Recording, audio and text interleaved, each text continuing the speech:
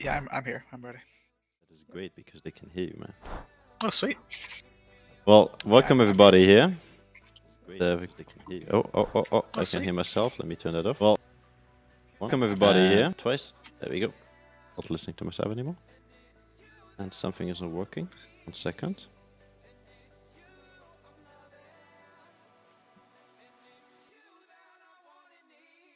There we go. Cool. Well, welcome everybody who's already in the chat.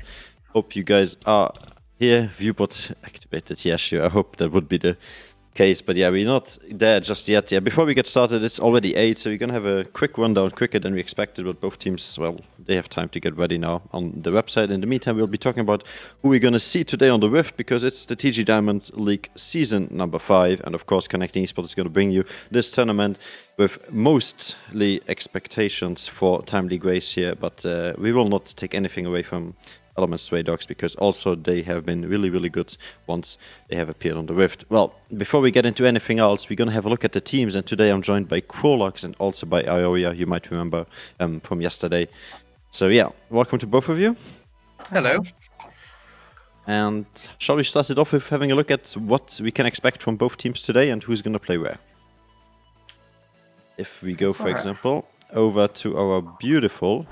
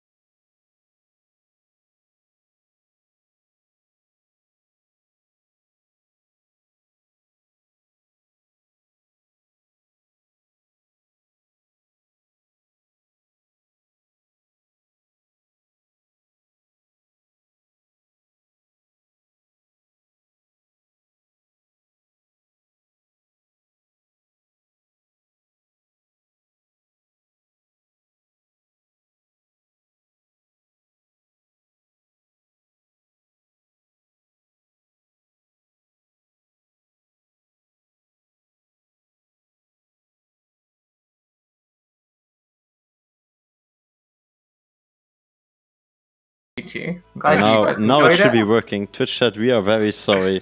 Twitch chat to confirm. Can you hear now? They can hear us now. I'm very sorry. Hello. You missed some great, sorry great for that. analysis. Okay, well, let's run it back. As I was saying, this is the team Element Stray Dogs, and I hope you guys have sound now. It shows to me, at least on OBS, that you do. So yeah, let's run it once again with Ioria. They heard everything besides your analysis. So let's go again. Well, I'm glad. Let's Alright, let's go from the top, shall we? Yes, we shall.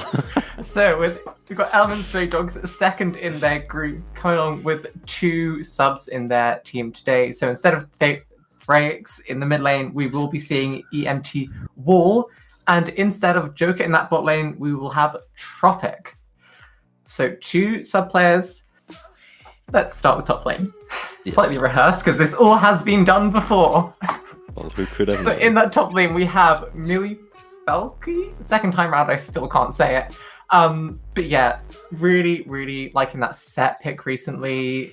But that's mostly solo queue. When it comes to playing flex and with the rest of ES Stray Dogs, pretty wide and varied pool, putting out some good win rates in the 60s and 70s, over 70% on that Maokai and that Renekton, so really picks to be looking out for in that top lane for Millie Falky.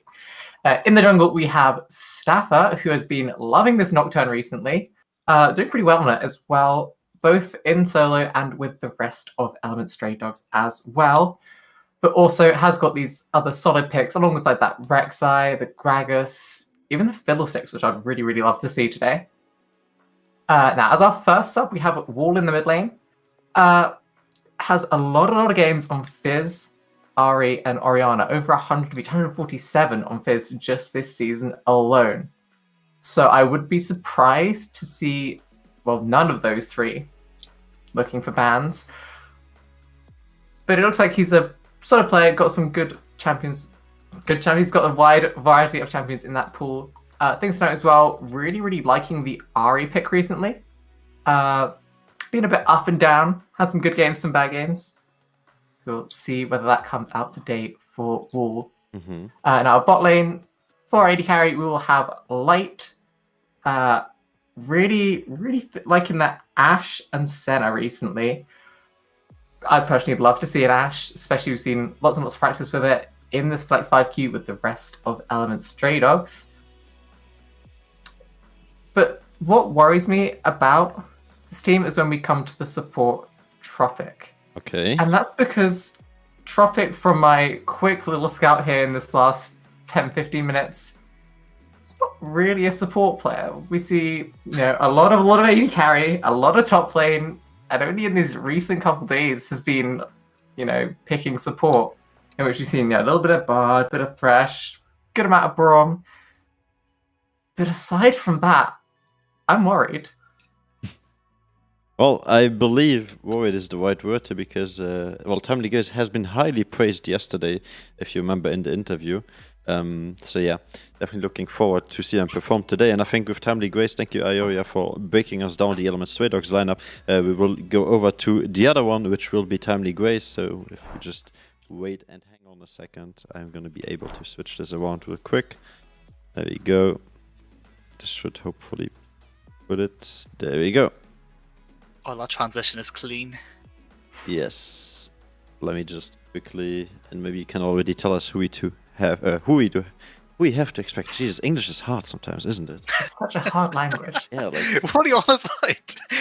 Actually, I speak it about 80%. I'm not fully fluent yet, Okay. even though I'm born and raised UK. It's a hard language. It's the only one I speak, and I still can't do it. Well, with Timely Grace now on your screen, boys, let's break it down with Qualax here. Yeah, so Timely Grace, for anyone who's been around a little bit longer than one season, you might know these guys as Overstorms. They came second in Season 3 and first last season. So these guys, they know how to win, basically. Got a lot of big names as well coming out. Innocence, Snade's been around for a while, and Shio and Flatline too. Elusive, I don't know too much, but then again, he could just be going by his name, Elusive. So let's look at their team here. Innocence in the top lane. Loves his carries. Looking at this season, I don't think he's played a single tank at all. He's played Gnar once. I love the way he plays. He just basically says, I'm better than you, I'm going to do more damage than you, simple as that. And he's been quite a strong player for this team going through this season. They did start off a little bit weak, but one person that's come in and honestly changed his team massively is Snades, and I did see in Twitch chat he's getting a bit of love. Snades, I think, could be one of the best junglers in the TJ Diamond League. He has taken this team from being a mid-table team, honestly, to, I would say, arguably one of the favorites going in, especially with his Graves. He could look like a Graves one trick, but he's much, much more than that. The Kazakhs right now are a really, really strong pick, as well as really good with the Elise and the Rek'Sai as well. So many strong picks coming through for Snades. He's going to be very, very difficult to deal with. In the mid lane, Flatline, very, very strong player. Does play a lot of the AP mages. We're probably going to see a lot of Orianna or Azir coming through. He did pick up the Kog'Maw during the season, AP Kog'Maw. I don't think it's been nerfed yet, so definitely something to watch out for.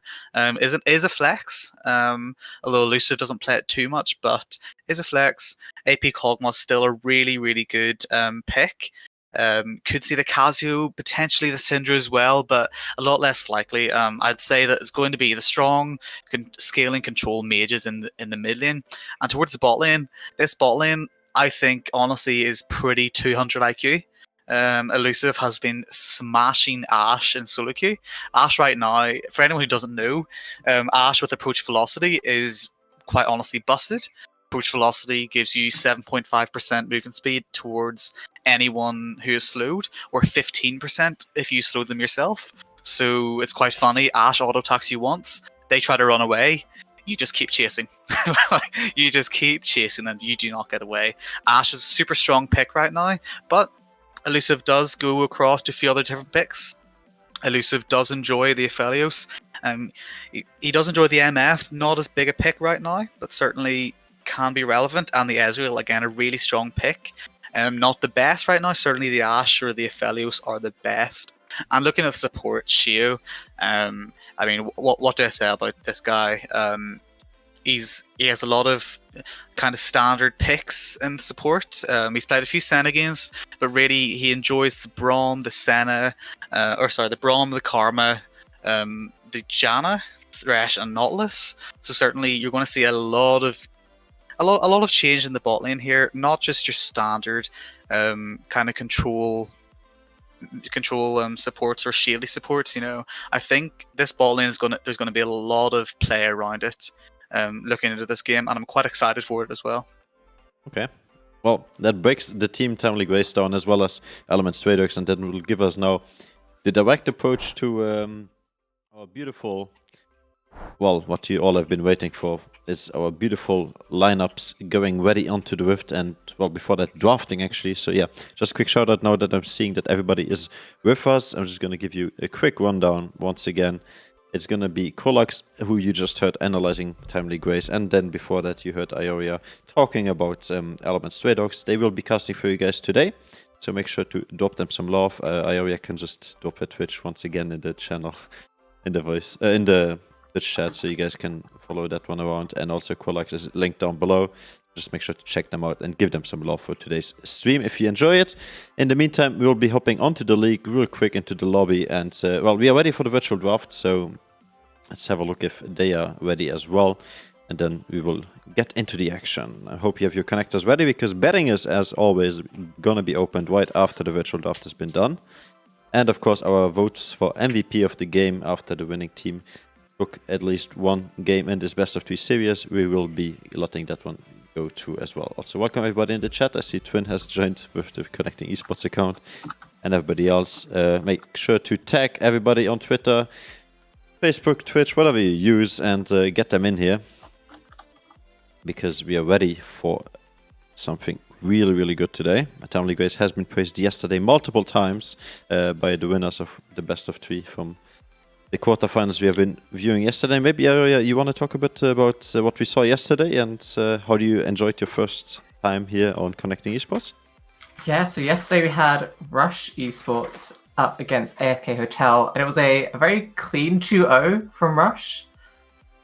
And actually in the post-game interview, they talked up Timely Grace as the favourites for this matchup, as well as talking up the Invincibles as well as a real team to look out for. Unfortunately, that's a game that we're not going to be doing today. But yeah, we saw some really, really, really good performances coming out. Actually, Blind having a really, really good game on Zed. A was on that Rumble as well. Actually, really like the aggressive play that came from them. And it'd be really, really nice to see the differences, actually. So, as I said, this is my first time. That was the first game I've seen from this league. It'd be really nice to see the differences between these teams, how each one plays and takes advantage of each other very differently. Mm-hmm. Well, yeah. With that, we will be hopping into the virtual draft here any second. I'm just waiting for both teams to ready up. And got a link for that draft. Oh, I think we're all waiting. I know Avers is a big fan of Innocence. His tag on League for a long time was Innocence fanboy. Yeah. No, she stopped speaking like something. Thank you. just cringe at this point. Yeah, these guys are in the lobby chatting with us a bit. In the meantime, we'll be having a look at the standings real quick in the last 20 seconds here. Because as you guys can see, these are the standings as of yesterday. So Servus Esports winning 2-1 versus CMS, therefore CMS dropping out of the competition. And of course the game we have casted yesterday was Esports versus AFK Hotel Esports, which was touched on here by Ioria. AFK Esports losing that one as well, with Wash moving on to the semifinals number 1. And Servus Esports also moving into semifinals number 2, awaiting now their opponent, which will be determined by this game that we're going to watch today. So, yeah, with that being said, we are into the virtual draft, and let's see what these guys have in mind for our first game of this best of 2 series. Okay, so we've headed into the draft. Honestly, you see, if Graves isn't banned, I think like they're trolling, honestly. Yeah, Graves you really, is really such a liked big Snades on that Graves pick there. Yeah, You go through that Snape's rundown. just so good, so damn good. Ezreal being hovered first here, that's interesting. I don't think that's a massive pick. Maybe it's something that EMT don't want to play against, but Senna being a ban into that, I think Senna's really good ban. Senna allows for a lot of random nonsense in the bot lane. You know, you can pair Wukong with Senna in the past, I've seen. So I think that's quite strong, honestly. Yeah, and we also see that Light was playing quite a lot of Senna recently on the site. Yeah, on EMT, on TG. Okay, so what has happened, right, is I've got my EMT notes on the right, but my TG notes on the left. So everything's the wrong way round. But yeah, we do see a Lulu Bang and a Fizz Bang coming out, whilst I have a little bit of a brain meltdown there. I mean, Fizz, again, not a pick that we've ultimately talked about, but it's just really bloody annoying to play against. Fizz having, I think, 147 games Wall has on Fizz this season. So definitely a threat. Oh, definitely. We see the Yuumi hover here, or switch to Cassio. EMT deciding what they're going to do for third ban. They do go Cassio. Obviously not scared about the Azir pick. I think Azir is really strong right now, along with Corki. So maybe EMT might be looking to first pick that, take it away from TG, as it is a contested pick between the two. Yeah, you talked about the Ori and the Azir, and even that Corki being picked for flatline in the mid lane. And you seem said you're expecting bans to come out for some of those. Yeah, I mean, there are a lot of contested picks, but EMT certainly don't have to make those bans. It's on TG to ban on the red side. Fiddlestick's coming out last. I think that's solid. Fiddle is due a nerf. Really, really annoying to play against in the jungle. Garen being hovered. Ooh. Hovering between that Garen and the Yuumi, EMT, we're not sure what they want to prioritize with this first pick. Yeah, I mean, I don't know if it's worth going support first, especially Yuumi. There are still a lot of very, very strong picks open here. So I don't really understand why, but do go the Ashe. I mean, I think one of the best ADCs right now. A lot of good supports pair with Ashe and works really well with the approach velocity. So I think that's a really, really strong first pick. Certainly better than the Yuumi or the Garen, which was hovered before. Yeah, I totally agree with you. And as well, still Light and Elusive both liking that Ashe recently. Yeah, exactly. Luce is going to be annoyed that that's gone, especially with the Ezreal gone as well. The Swain hover. Swain did get a buff, actually. The W does go a mile away, and Whippo's been playing a lot of in the top lane. Not a pick we've spoken about, but certainly Swain can be flexed both top, mid, and support. And there's a set, again, which can be flexed top, jungle, and support. So certainly two big, beefy, damage-dealing flex picks coming through for TG. First two picks. I really like that start. Yeah, I believe, and I might be wrong on this one, but I believe Shio in that on that support for Timely Grace was actually playing a couple of Swain support games recently.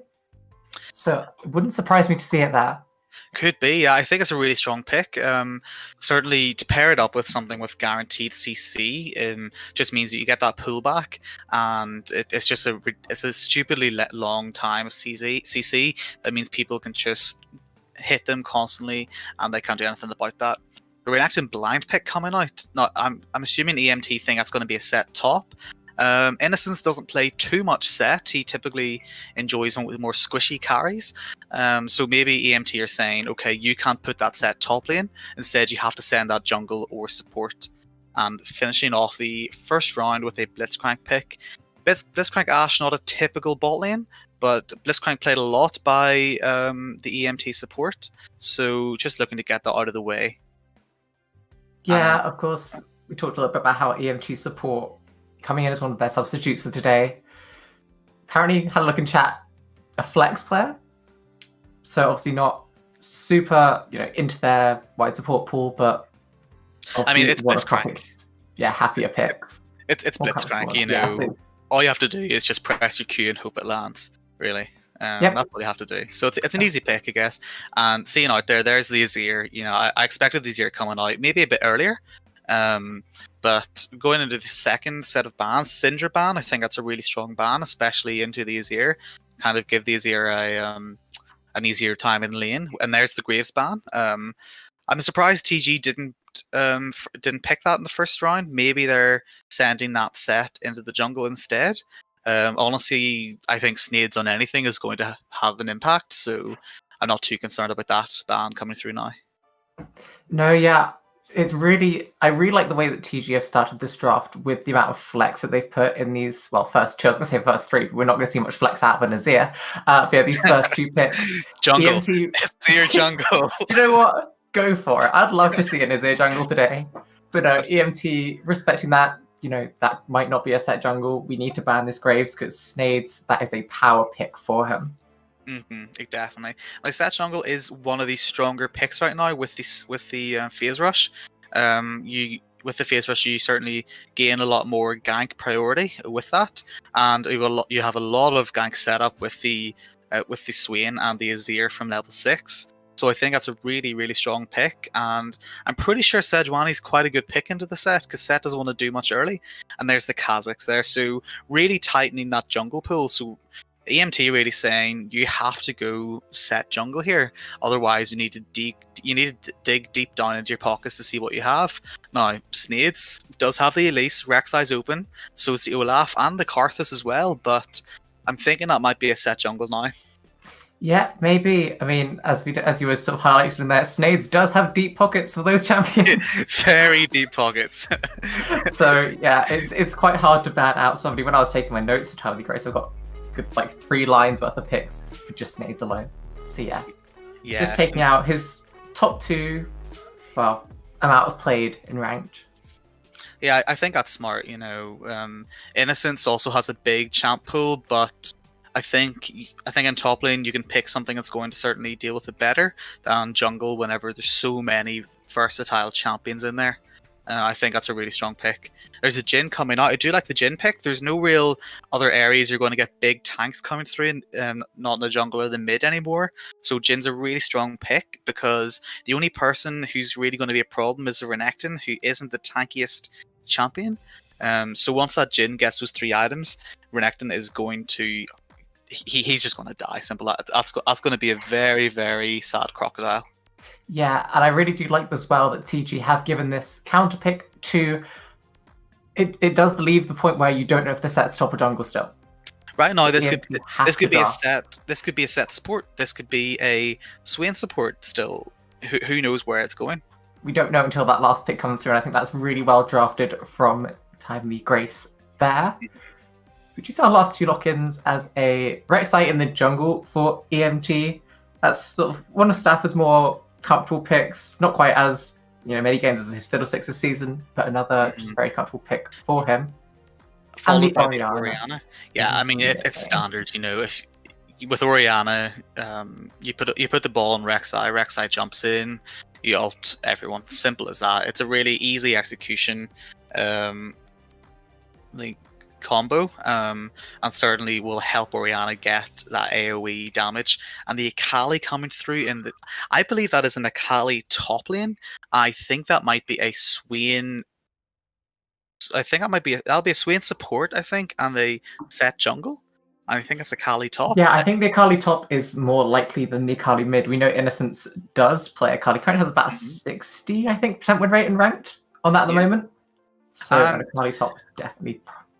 And the Oh, thing yeah, I yeah. like about Akali can change up the build slightly. I've seen Akali top lane play like build Tiamat and almost go a little bit like AD in the past. So certainly I like this change up. But I mean, I think TG just have smashed this draft, honestly. Yeah, I have to agree with you. I really, really like the draft that's come out from TG here. Yeah, now EMT do have a couple of strong picks. Oriana is always a really, really good champion. EMT have stolen essentially 2 picks away from TG, Oriana and the Ashe. I think both of them, if played right, could really terrify TG. The Akali, if she doesn't get ahead, won't be able to kill that Ashe later on, especially if surrounded by the Blitzcrank. He'll just AoE silence her. And the Oriana will one-shot the Jhin and the Azir once she gets those 2-3 item power spikes.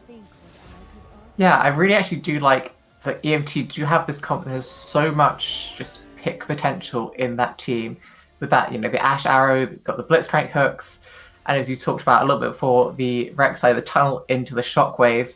There's a lot of very quick bursts that can come out of this team that TG really, really need to watch out for. Now, on the side of TG though, there's a lot of members you do not want to land your pick on. Set, he is not going to die once he gets a few items from that pick. Swain, once he gets some good soul or raven stacks, I think it is. I don't know what stacks. We'll just call them stacks. Yes. Once he gets those stacks, he's going to have a lot of health. And you're not going to be able to one-shot him, and the Jin's going to be so far back that really it's going to be Jin's mistake if he does get picked. So certainly, TG have drafted well into this pick comp. Yeah, they've drafted well, and it's all down to EMT whether they play this right, making sure they don't try and go for those picks onto the set of that Swain, and whether TG do maybe overstep their lines. And whether EMT can punish that. And this is now confirmed that it will be a Swain support. Warwick cover has come through. I don't think Warwick support's a big thing. I could try it, although I might get reported in solo queue. Nah, I'm sure you'd be fine. Warwick support's a great pick. You got the fear. You've got the damage reduction. You're fine. Yeah, and that suppression as well. I just can't see it going wrong at all. Theory crafting at its finest. What better time?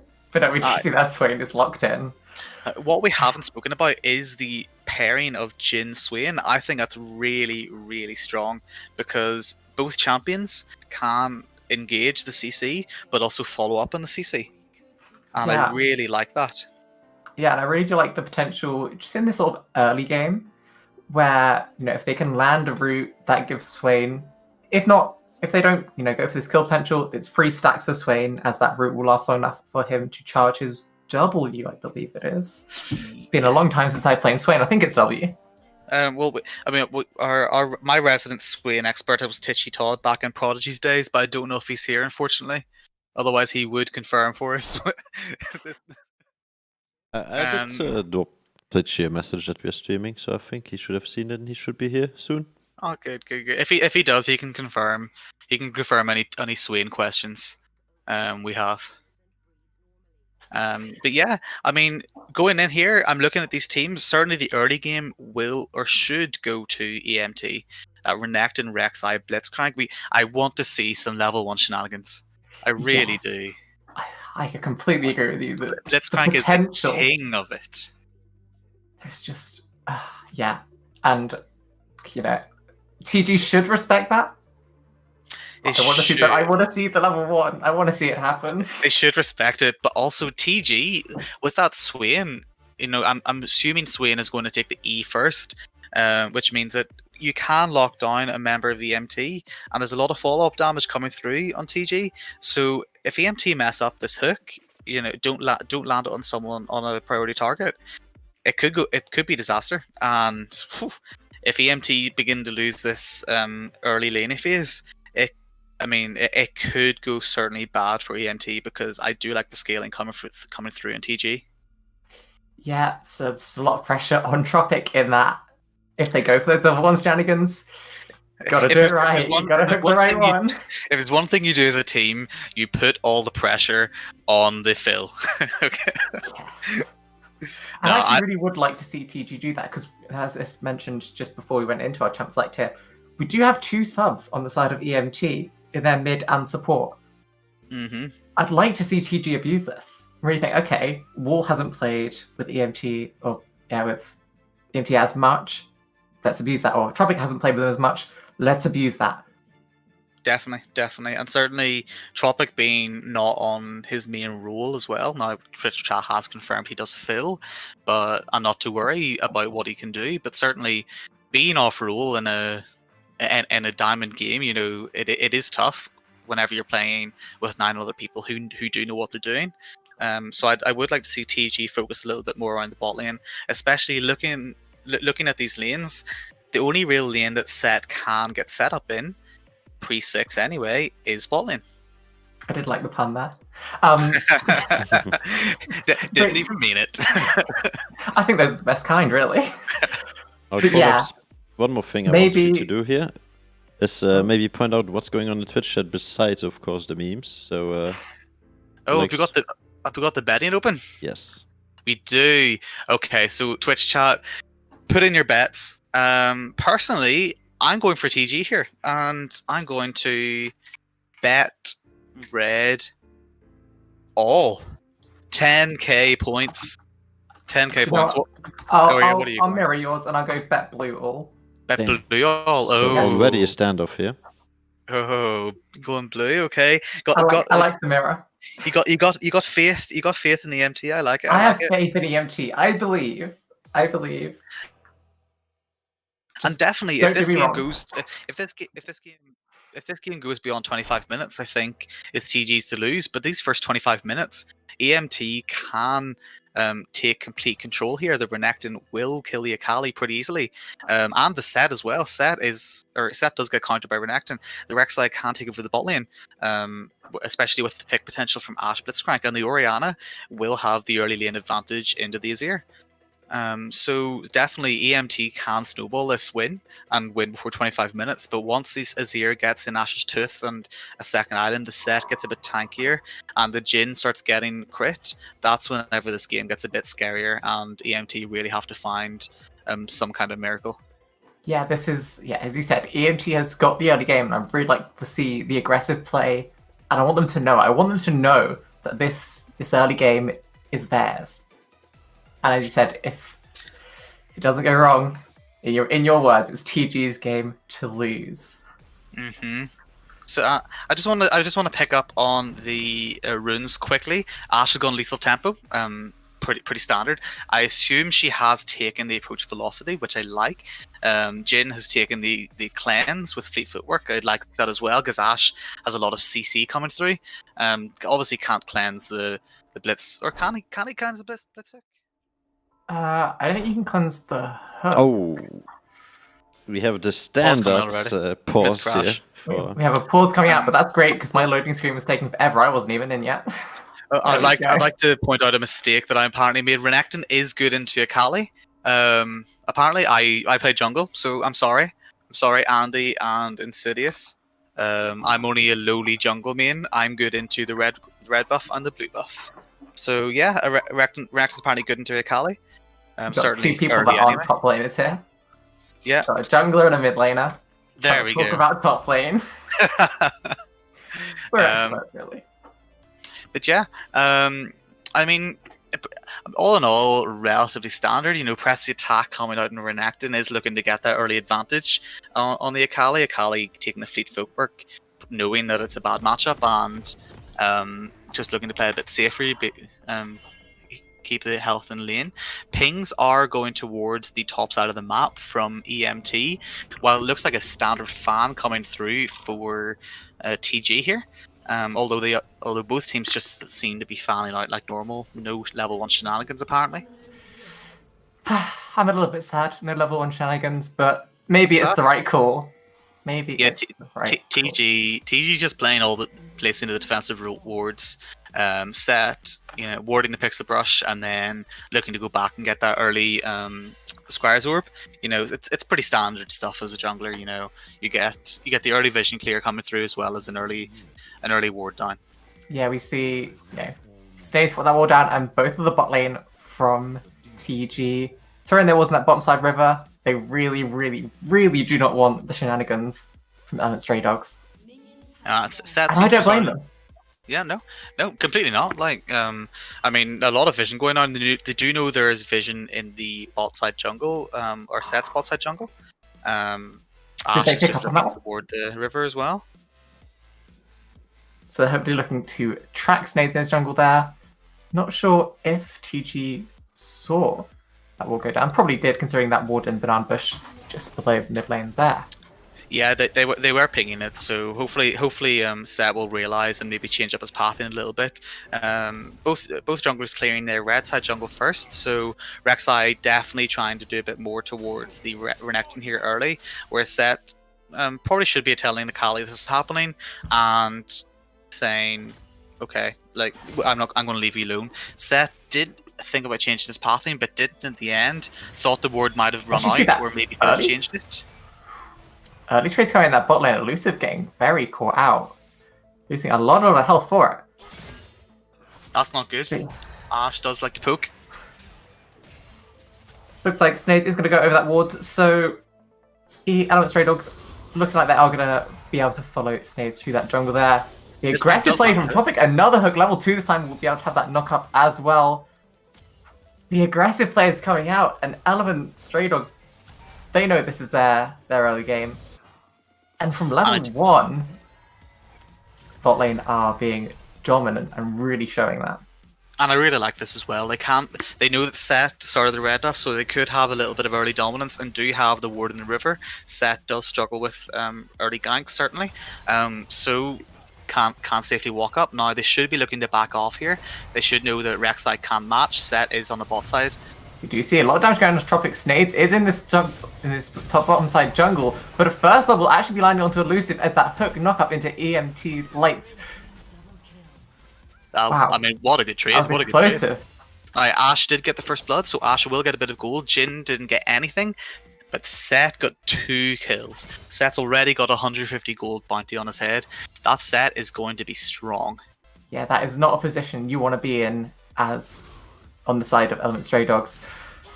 No, Rek'Sai did head top lane, but a good word from Akali means that he could be well spotted out, and Rek'Sai's just going to look to invade. Does know that Set's still bot side, so it's just going to invade, try to take a few camps away. That's a smart idea here. Yeah, just try and get back a little bit closer to Snade's goal there. Picking up those 2 kills in the bot lane is going to put him quite far ahead. Well, Snaze already does have a 500 gold lead on the Rek'Sai, which is not good for Rek'Sai. Set typically does scale a bit better. Rek'Sai does want to get that early kind of aggression out, so it's not looking too good. But you see an engagement from Saffron's mid lane. Oh, Flatline just going to dash away. Yeah, Azir, stupidly safe champion. Ori will trade a bit better with him, but Azir can't just E away. He's pretty hard happy. for Sapper to really punish that early on. We did see Snaze hovering in that bottom side, bottom side river. He's really, really looking to pressure this bot side of EMT. Yeah, I mean, Set is now going towards the top side of the map. Probably will be spotted by this ward. Is walking towards the chickens, so will be. Doesn't think that Rek'Sai will have taken the Raptors. Rex are fighting top lane now. Yeah, now Bullfuck, you're getting a little bit of heavy trade coming out actually. This is actually returning that really, really nicely. Akali almost winning the trade, which I really like, and doesn't sound very good for Renekton this early on in the game. No, especially considering you winning that trade early on and then just threw it away by staying a little bit too long. Innocent's really, really punishing that. We do see Snaze coming in this top lane. Actually getting caught by the face breaker. Innocence doesn't have the dash to get in, but the W into the flash Q. Innocence picking up that kill onto Millie. That's another kill onto the side of Timely Grace. But we do see another engage in this bot lane. Tropic going for that knock up onto Elusive, but Shio nicely zoning out light. This will fizzle. But in the meantime, Sapper doing this dragon. I'll give you a chance to breathe. Yeah. A lot of trading going on there. Rek'Sai taking the Drake has seen the set on the top side of the map on the really well placed ward by Renekton. Kali does look to try to pressure a little bit more. Does have the kill over the Renekton, so can pressure Another a little hook bit. actually landing on the shield. A lot of damage coming out, and that will be another kill going onto Light. Tropic landing so many hooks. I don't think I've seen him miss one this game. That's 2 kills on an Ashe right now. He the missed Vampire 1 out Scepter of as the well. 4 hooks, so I'm keeping One out of count. 4. 75% hook There rate. we go. I think that's a pretty good statistic. Gonna keep that up in chat. That's pretty good. That's pretty good. 2 kill Ashe at this point, and with the Vamp Scepter as well, means that the poke coming through for the Jhin and the Swade in this game is all but nothing now. Does upgrade it to the Bilgewater Cutlass as well, so is just going to hard win at this lane at this point. Yeah, I mean, that last kill in the bot lane does actually put Stray Dogs in a very slight gold lead. I'd like to see them keep this up, keep pressuring. I mean, mostly in this bot lane, because I think mid lane's a pretty stale matchup at this point. Orianna into Azir. You can't really gank the Azir because of that, shuffle. And he's got flash as well still. Orianna also going phase rush, which is honestly makes it quite difficult for Sat to get on top of her. Just getting that QWE or QW auto. And she's got so much speed to get away from him. Something I'm a little bit concerned about is that Rek'Sai really hasn't done much for this Renekton in the top lane. Renekton does really want to get ahead, begins to fall off quite early. But Rek'Sai has only really gone once. Doesn't seem to need the help, this Renekton. Yeah, we talked about how we were expecting in this champ select for Sapper and that Rek'Sai to really be pushing Renekton's lead, especially when we've got from chat that Renekton's in that winning matchup, and he just hasn't. We actually see him positioning to this bottom side of the map there. He's on a pink ward, so it's going to be pretty safe, but Snaze is in the area as well. Blitzcrank has hit 6, whereas the Swain is only level 4. We see that knock-up landing on Shio. Silence coming out, and just the burst coming out from EMT's bot lane. Elusive and Snaze just don't even have time to react to this. They are not having any fun in the bot lane. The set could not even react in time. Now, the set's pathing has been really good, but whenever the bot lane is just hard losing this badly, this early... Stepper might stop this recon to Snaze here. Stepper has hit 6. Snaze still level 5. Tropic EMT Light also level 6, but the Ashe ult will not connect. Snaze will be getting away with his life. But a big fight in the mid lane. Orianna does have to flash away. Azir does ult, but in a pretty sketchy spot right now. Both flatline and Snaze really nearby. Just getting that phase rush proc, but face break, and Wolf's face will in fact break as he will die, putting Snaze at 3-0. 3 kills in this set is very nice. However, whenever you've got a 2-kill Ashe facing your Jhin with a 23 CS lead at this point, you really want to start channeling some kind of gold onto this bot lane, because they're just going to keep losing and losing. They don't win the fights yet. They don't win trades, and certainly Set will struggle to kill this Ashe Blitzcrank before his own damage dealers actually do anything. Yeah, we see this bot lane of EMT are just ridiculously ahead. Tropic and Light were level 6 when Shio was still level 4. And I love that they're pushing this advantage. Really like this aggression coming through, because EMT know that once Jhin gets items, once Azir gets items, it's going to be a struggle. So they're saying, we're not going to let you get to that point. We're going to keep forcing picks all the time. Yep. And it's working out for them, in the most part. Snade's obviously proving a problem for them. We do see Sapper hovering in this top side. Yeah, Kali was looking to maybe go in there. Blitz hook does land as well on the Jhin. Elusive taking a lot of damage from Light there. And we'll just get popped. The Ashe arrow coming out, landing on Shio. Getting some of that. Tropic and Light. Flash coming forward to secure that kill. Snade's down into 1v2. He'll come out. Should keep Light safe and alive. Actually, a decent amount of damage coming out. But the hook will not stop the showstopper. As he picks up that kill onto Light. Tropic now looking in a dangerous scenario as the smite comes down. Slow will land. And a double kill going on to Snaze. There's trades going on in every lane. Azir just used ultimate mid lane, did miss on the Orianna. Big trade in top lane as well, but Rek'Sai is just happily taking the Rift Herald at this point. I'm not going to lie, I'm not too sad the Azir ult missed. It gave me time to breathe. I honestly but yeah. Snades has been the MVP for TG. He's the one that's keeping the minute. Now, he does have 5 kills. He will be beefy. But again, this ball lane is really struggling. 4-2-1 Ashe is doing a lot of damage. Now, Snades did get a big shutdown on her. But, you know, Jhin isn't going to be doing any damage to her at this point. She's nearly finished her Bork at 11 minutes. This is going to be a rough game. Yeah, we do see this dragon being started up. Tropic getting that hook of Snades over the wall, but the dragon will still be secured. But Ashe has got a big bounty. Big bounty on the Ashe there. Ashe, 300 gold, that's a 5 and 2 Ashe. Ashe currently has a 2k gold lead over the Jhin at 11 minutes. That's almost almost 2/3 of an item at this point. And is sitting on 1.1k as well. Will be looking to finish that work in the next back. Yep, she's sitting on 1300 gold now, so that book will probably be finished. Yeah, I mean, again, like Snades is really doing a lot of work here. Is probably going for the Dead Man's Plate second item here, but you know, 5 kill set isn't solo queue. It isn't like Set's going to be able to hard carry this game for you. You do need backup coming through from the Azir and the Jhin. And right now, Azir is keeping the lane and doing well himself, but Jhin is far behind right now and will not be relevant for a while. Yep, we do see. Yeah, there's that book finished. Elusive and Shio not in a good spot in this bot lane. No, they're really struggling now. Now, Summoners or Cleanse and Flash is up for the Jhin, so certainly they can look.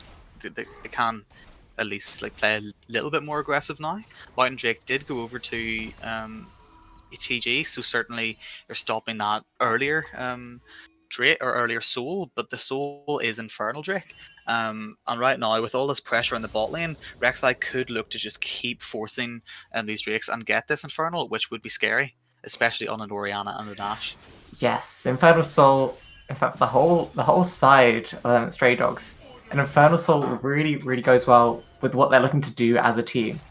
Just having that extra burst potential when they go for these picks, it's going to be Rek'Sai even. is pathing bot lane though. He's just sitting in the lane. He's sitting in the Alco. He's just waiting.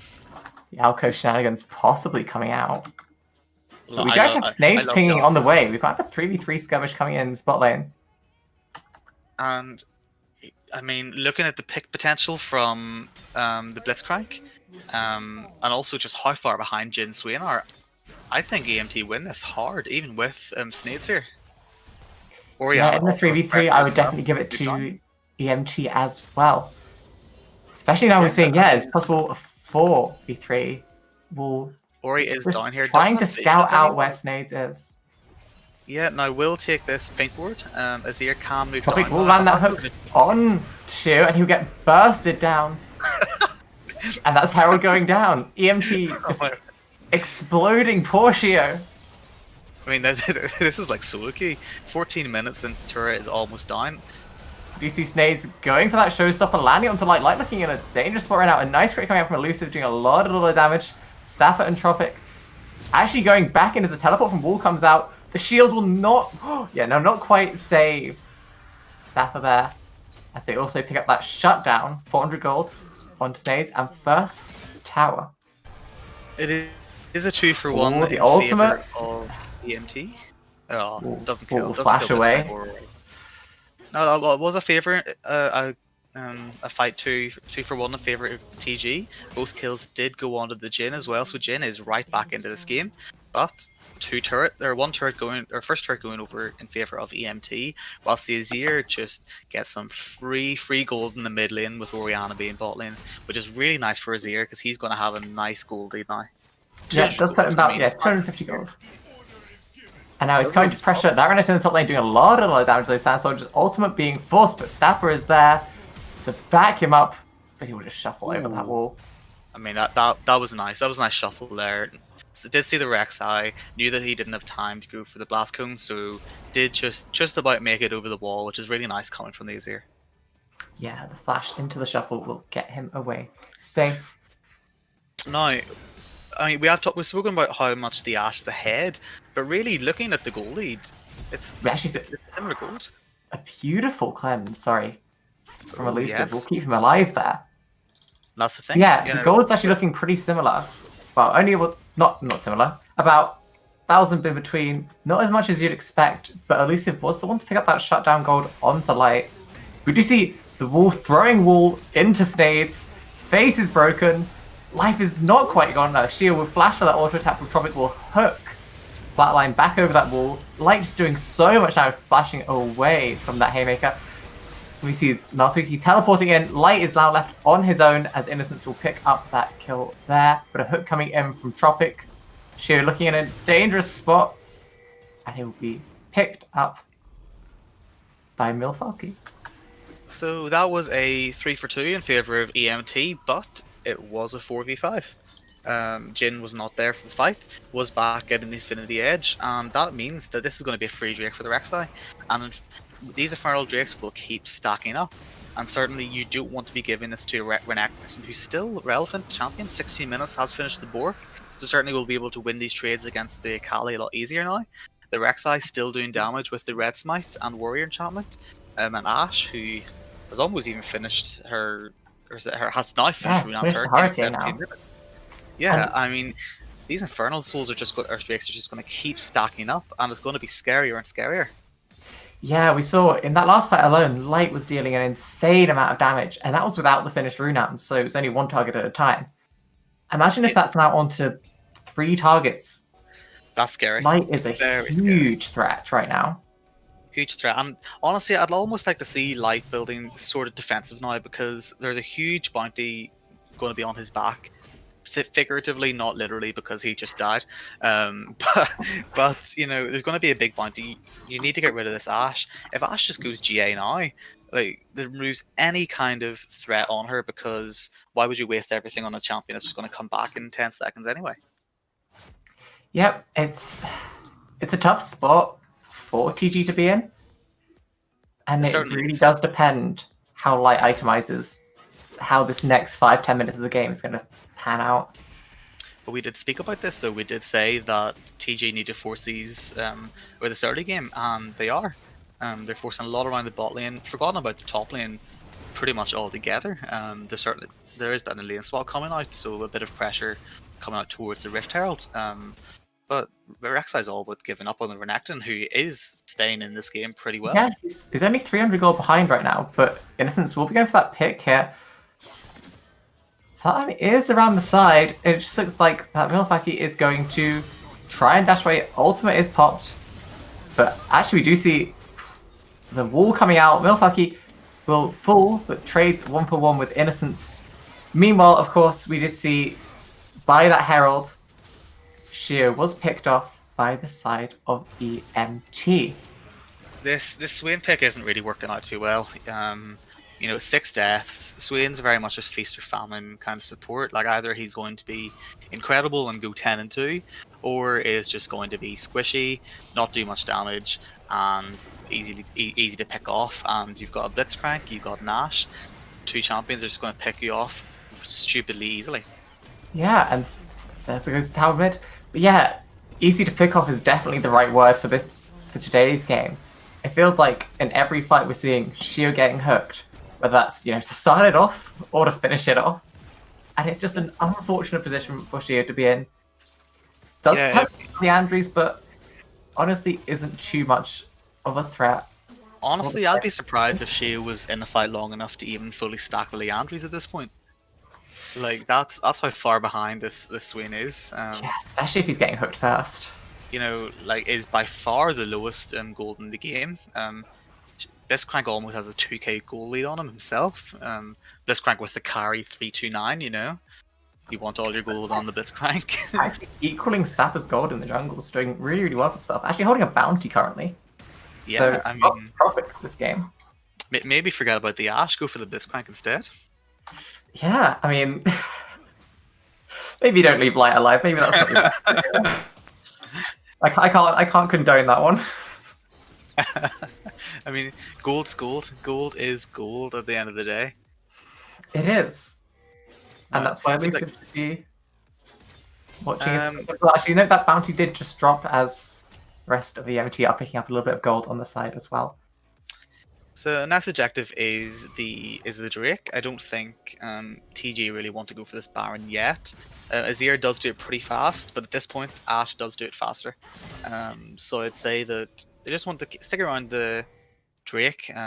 TG or EMT have set up a really good vision around this. I really like that vision. I would call it almost luxury vision. You know, you got a lot of pink wards in the river, and only really 1 or 2 in the enemy jungle. But you know, they know exactly where TG are. They're in lane trying to farm. And they also do have 1 or 2 around that top side just to scout out whether they want to trade for that Baron as well, as they're probably going to be going for this dragon. It wouldn't surprise me. It'll put them on Soul Point. Infernal as well. We talked about how Infernal could really just make EMT unstoppable. But Tropic catching Flatline out with this hook doesn't have the time. That is the power of Blitzcrank. Whenever you've got your damage dealers or super ahead, you land a hook, they die. Simple as that. 2C Shield was forced to flash away from a hook there. Yeah, did look for the hook, but didn't get it, so it's just going to. I think that's the first time I've seen Tropic miss. But they are going for that. I've jinxed it. Tropic missed another one. Go for that flash into the knockup, but Wall's now in an interesting spot as 4 members of TG are surrounding him, like getting caught by that face breaker and thrown into the rest of TG, getting taken down. It's just Milfaki and Stapper that are alive here, but actually doing a lot of damage. That Rex is proving really hard to kill. Gets that shutdown onto Elusive. Will fall in the 4 for 3. TG actually winning that fight overall. And have been at a man advantage or disadvantage as well. The Azir wasn't even in that fight, and they won. And now Azir CP'd does mean that the Rek'Sai is probably just going to give up this Drake. I don't think he'll be looking to try to steal that, which does put the Drakes at an even here. Snades does take it pretty slowly, but Azir's just looking around, looking to block the Drake. Stapper, you stop wasting time. Actually just go back. Putting a lot of pressure onto Stapper. Cannot contest that at all. It's at this point where Azir start doing damage, does have the Lud and stuff, does have the Nashers, has survived laning phase pretty well, hasn't really had to worry too much, has done some really nice shuffling sands, that's what you call it, isn't it? Shuffling sands or Shroomer Shuffle, that's what it is. Shroomer Shuffle. Yeah. I see, I'm a jungler, not a mid main. I mean, I'm not gonna lie. I have to check what the ultimate's actually called. Yeah, Emperor's Divide. Who wants to say Emperor's Divide when you can just say the Shroomer Shuffle? Yeah, it rolls off the tongue a lot easier. So much better. No, Azir looking to go for the Leandry's next. Really, just standard, honestly. Akali has completed her Hextech Gunblade, and Void Staff is looking to go for Leandry's next as well. A lot of burden coming through on the side of TG, and looking for these extended fights. Ashe, I think, is going for the Infinity Edge next. Ori has finished her tier, so certainly she's got a big power spike now. Is giving a little bit of respect over to TG. Has gone for the Banshee second, which I really like actually. I think that's quite good. And then Renekton and Rek'Sai both kind of seeing off Black Cleaver at this point. So a lot of champions on big power spikes. Both teams probably should be looking to fight now. And I think at this point the game is going to be a lot more exciting. Yeah, actually, you see Baron being started by EMT. And there's no vision of it whatsoever. Set is backing, but there was 2 wards in the back of the pit, but a pink did get dropped by EMT. So they know it's being done, but they don't quite know how much health it's got now. The ultimate coming out from Elusive, trying to just scout that out. But the Shroomer Shuffle will do a lot of damage to EMT, but Flatline will just get picked off there. Innocence trying to get a pick up staff, but a nice ultimate from Light will finish off Innocence as he cannot move. It looked good, but it really didn't do much. Like, as the Azir went in, he just popped, he knocked everyone up and then died. And then same with the Akali, she went in, didn't kill anyone, and just simply died. There was so much. I was so excited for that Shroomer Shuffle. It came in, there was a lot of damage that came up, but it wasn't enough to finish anyone, and it didn't have all too much impact. Light, of course, managing to step away from Innocence's E, I believe, on the Akali, so he couldn't dash to him. And then a nice ult that came from him that just meant Innocence was just unable to move. And that's the power of the Ashe, who's now finished that Infinity Edge. Ashe is going to be hitting like a truck at this point now. Jhin is getting there. Jhin has got the Infinity Edge. Has got the rapid fire cannon, so will have a bit of range to deal with the Rek'Sai Renekton. But the set isn't killing that Ashe. Doesn't really have too much damage yet. Hasn't gone for the Bork as you typically see in lane or the Triforce. Is just going, honestly at this point, full armor. Is respecting the Ashe will kill him. There is a fight in the bot lane potentially, but no, Blitzcrank missed it. Tropic. So Missing that. See, ever since I said Tropic probably missing what are we it, at? the last 3 they've missed. I'm sorry, Oh. Tropic, I've jinxed it. Wait. He does actually Oh, line there we one go. onto plays there. Nice look up into the enchanted crystal arrow. Stades will throw that showstopper onto Tropic, and he does Ooh. die. Flash auto from Wall. The ignite wasn't going to be enough there. Has a really nice flash coming through from the Orianna, and that means it's turret. The one person on TG that they need to kill is Set, and he's dead. That means you've got complete free reign of the map. Renekton's keeping Nazir fine in the top lane. You got waves coming, or they're just prepping their wave in mid lane. They're going to have 2 waves crashing, as well as top lane pushing in. With Baron buff as well, it's going to be very difficult to defend against. Yeah, especially as with that Baron. And obviously, we do see that EMT are just getting that little bit of extra pressure they can before. We do see that dragon spawning in 45 seconds, so I wouldn't be surprised to see a reset coming out here. We do see that bot lane recalling. This should be EMT's Drake at this point. They should be looking for 2 Drakes and then potentially trading the Baron for the for the Soul. Certainly forcing that trade anyway. It should be, but at the end of the day, TG, they have showed very good signs in this game that they can win these fights. And if they get the pick on the Ashe, they're able to kite the Renekton and the Rek'Sai, they will win these fights. And it just comes down to execution. I mean, yeah, all hope is not lost for TG. We did see that last dragon fight. They 4v5'd and won the fight. It was very well played from TG in that fight. So there's definitely potential for an upset at this stage in the game. You see, Dragon started, at least channeling that ultimate, trying to get a little bit of damage onto Tropic, but he will be quite safely away there. I really like that. It just means that TG can safely move into the river, get some vision control at least, and then kind of like walk away a little bit, get the dragon started. They do it fast, Azir does do it fast, along with the Set and the Jhin. Yeah, we do see teleport coming in from that original side, but the hook landing onto Snades, silence coming out, will not actually finish him as he's got that GA, but in that time we do see Staffer getting popped. But Elusive and Flatline sitting on the side. EMT is struggling to get to them as Elusive picking up a second kill there. Flatline left untouched as he will finish off Wall. And it's just Tropic alive. It's the 4 for 4. 4 for 4, but the Drake did go in favour of EMT, which means that they now are challenging for the Soul, and that Elder Soul is going to look pretty tasty. Ashe does have the Quicksilver Sash now. Jhin did have a really nice flash from the Orianna and a lot of damage, and the Azir wall doing a lot of work. Renekton could do nothing in that fight. Azir Jhin were just like huge artillery cannons, just doing like every single bit of damage, and no one could do anything about that behind the wall. It was honestly probably one of the better Azir ults we've seen this game. As it pushes the EMT away, and as you said, Elusive and Flatline were just there, just being, as you said, artillery cannons. They couldn't be touched.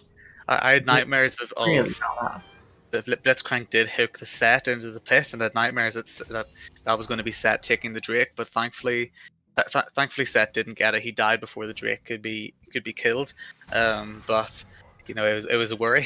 I think Tropic also might have been a little bit worried as well. Yeah, once you hook the Set, it's not gonna have a good time. They get the quite silence out.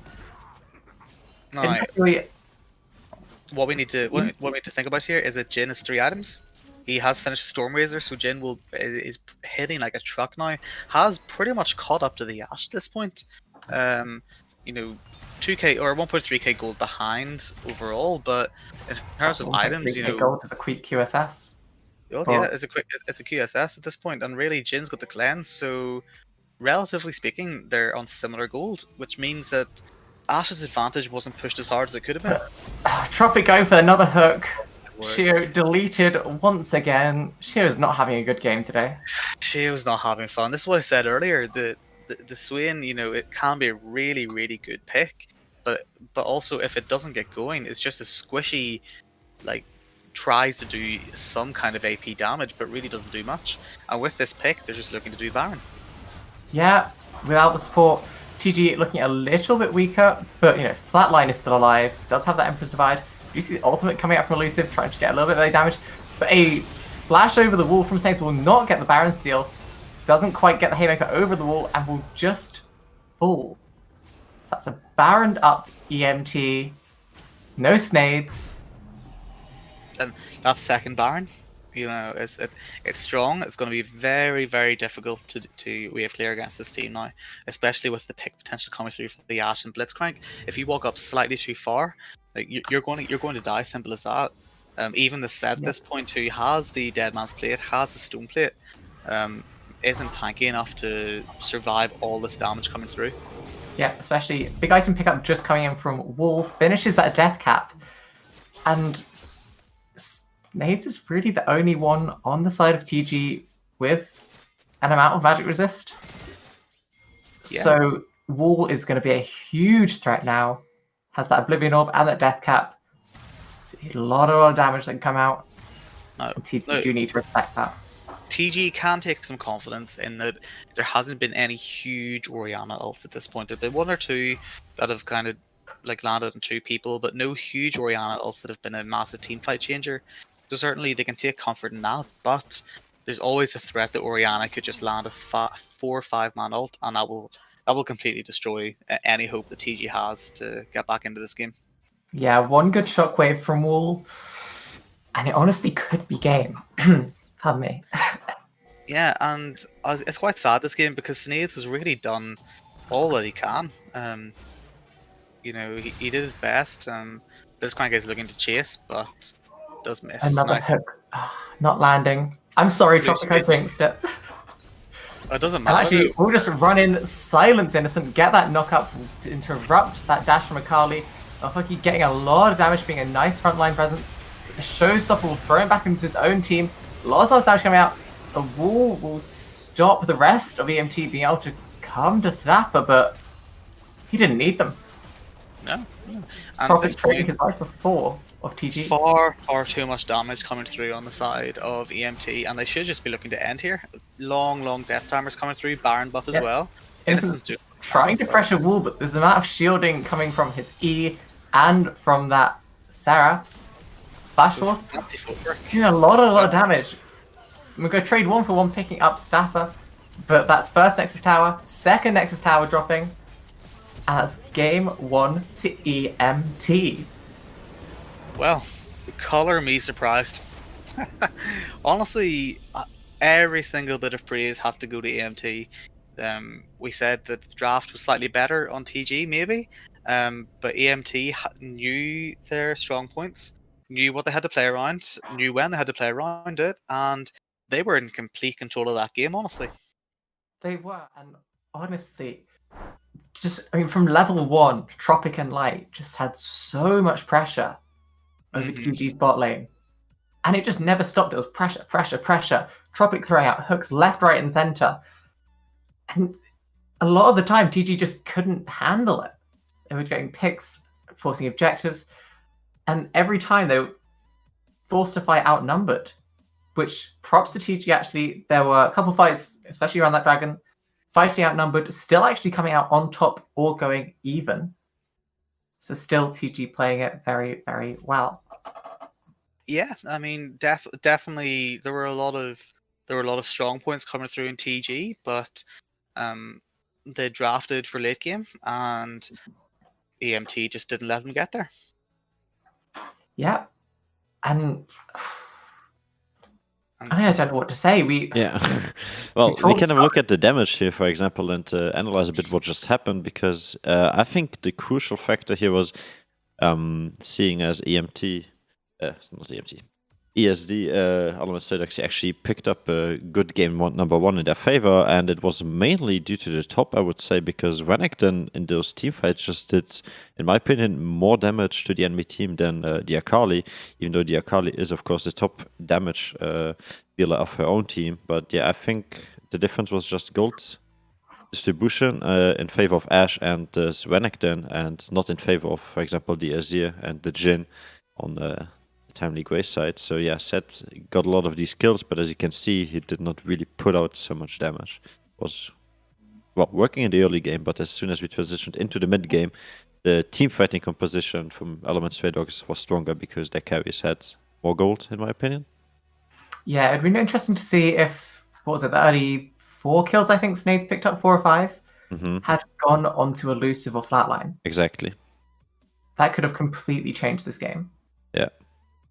But yeah, Akali did a really great job. I think Innocence had still a really good game, and well, Snade of course had a really good early game, but yeah, Elusive and Shio a bit struggling against that Blitzcrank pick. I think that was one of the surprising picks to all of us. I think first time Blitzcrank, at least in this season, that we see it on the stream here, and it worked. I mean, that's all we can say. They have 2 substitute players pick game number 1 in their favor. What more do you want, you know? This is a really good startup for them. Gives them a confidence boost, seeing as we praised so much onto the side of TG here. So maybe this will give us a complete different series than we expected, because now TG need to win at least 1 game to at least have a chance of still getting to semifinals. Yeah, it'll be really interesting to see what we see in game 2. Well, sorry. No, go ahead. You can finish your When we sentence. see TG actually respect EMT and the fact that even though they have 2 subs, they are still a force to be reckoned with. Exactly. And whether EMT can keep up the pressure that they had in game 1. Yeah, and we will find out after a very short break. Our casters will grab a little bit of a breather here after this eventful game number 1. And of course, we'll give you guys in the chat a chance to grab a snack, a drink, or whatever you need to relax and enjoy the show, because game number 2 between Element Stray Dogs and Timely Grace coming up your way in just a few minutes. 2 minutes and 30 seconds to be exact. So enjoy the music, enjoy the show. We'll be right back with you.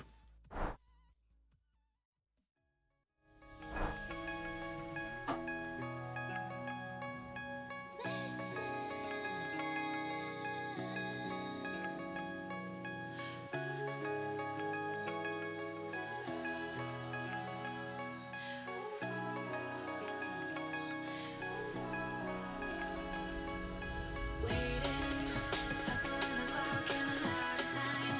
Getting through the lock and I'll keep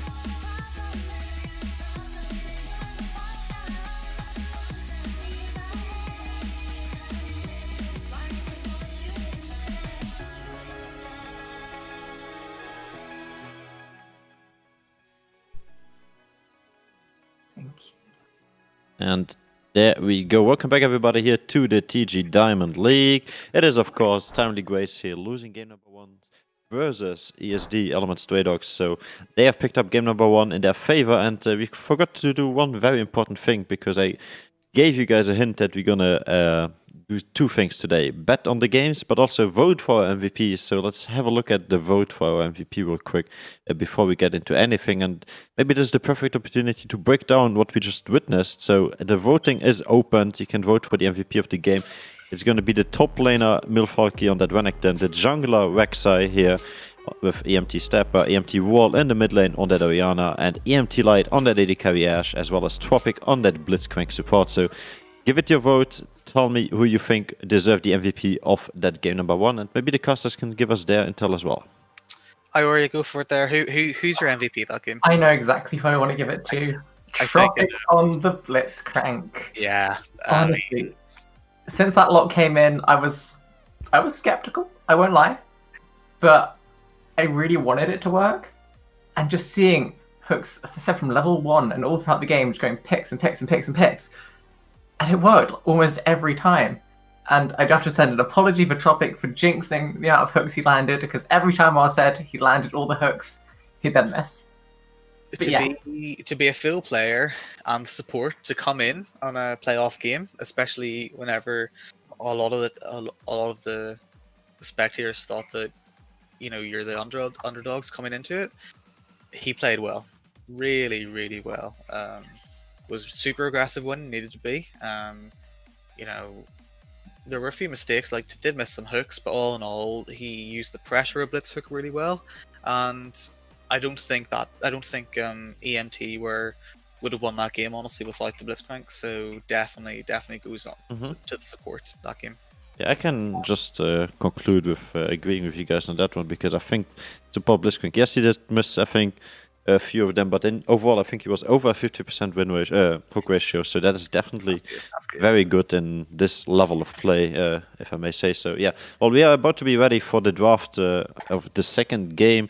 I'll be having a look at this vote, and it seems to be completely agreeing with you guys that you just said, because it's 5 votes in favor of the support, so not a single vote on anyone else. Yeah, seeing as our Blitzcrank is apparently the crowd's favorite, we'll hopefully see yet another cheesy pick in the future. And yeah, let's find out what else he has in his deep pockets of that support pick.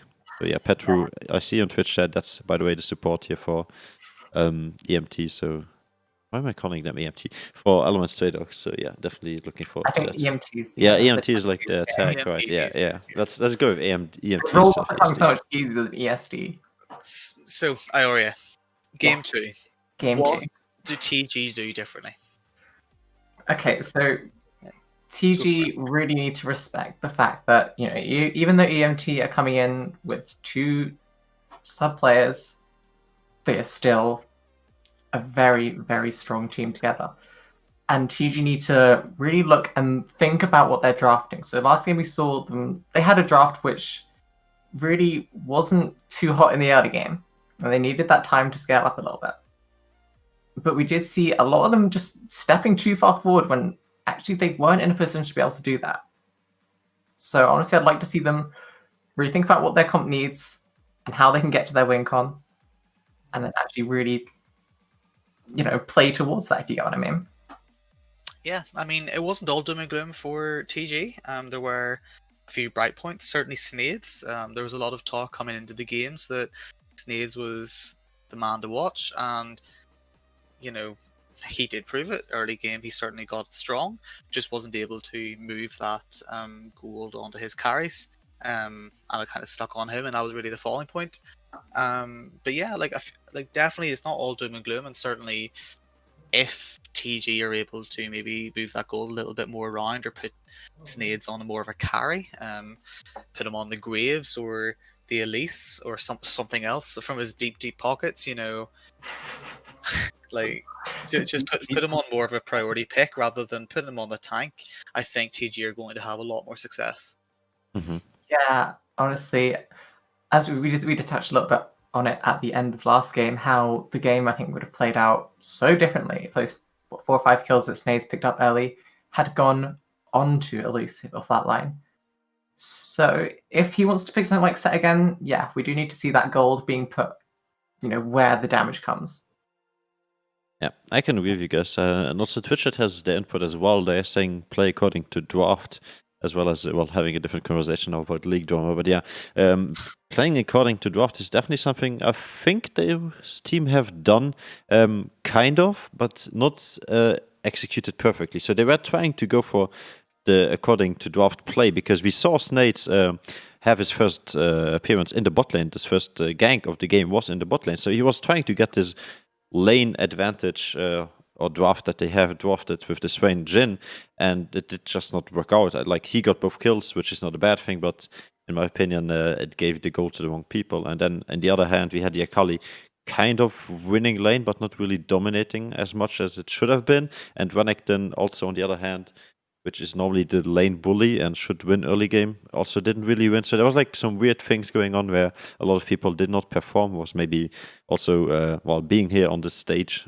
being here live streamed and everything, a bit of pressure, and it's also quarterfinals, it's a bit of a lot of things on the line, so these guys also have to play around that. So yeah, for game number 1, I think it was solid still for both sides. It was like wasn't really a big upset on either side. It was just like slowly losing the game on the sides of Timely Grace. Timely Grace, though, is a team who know how to win. They've been in the playoffs before.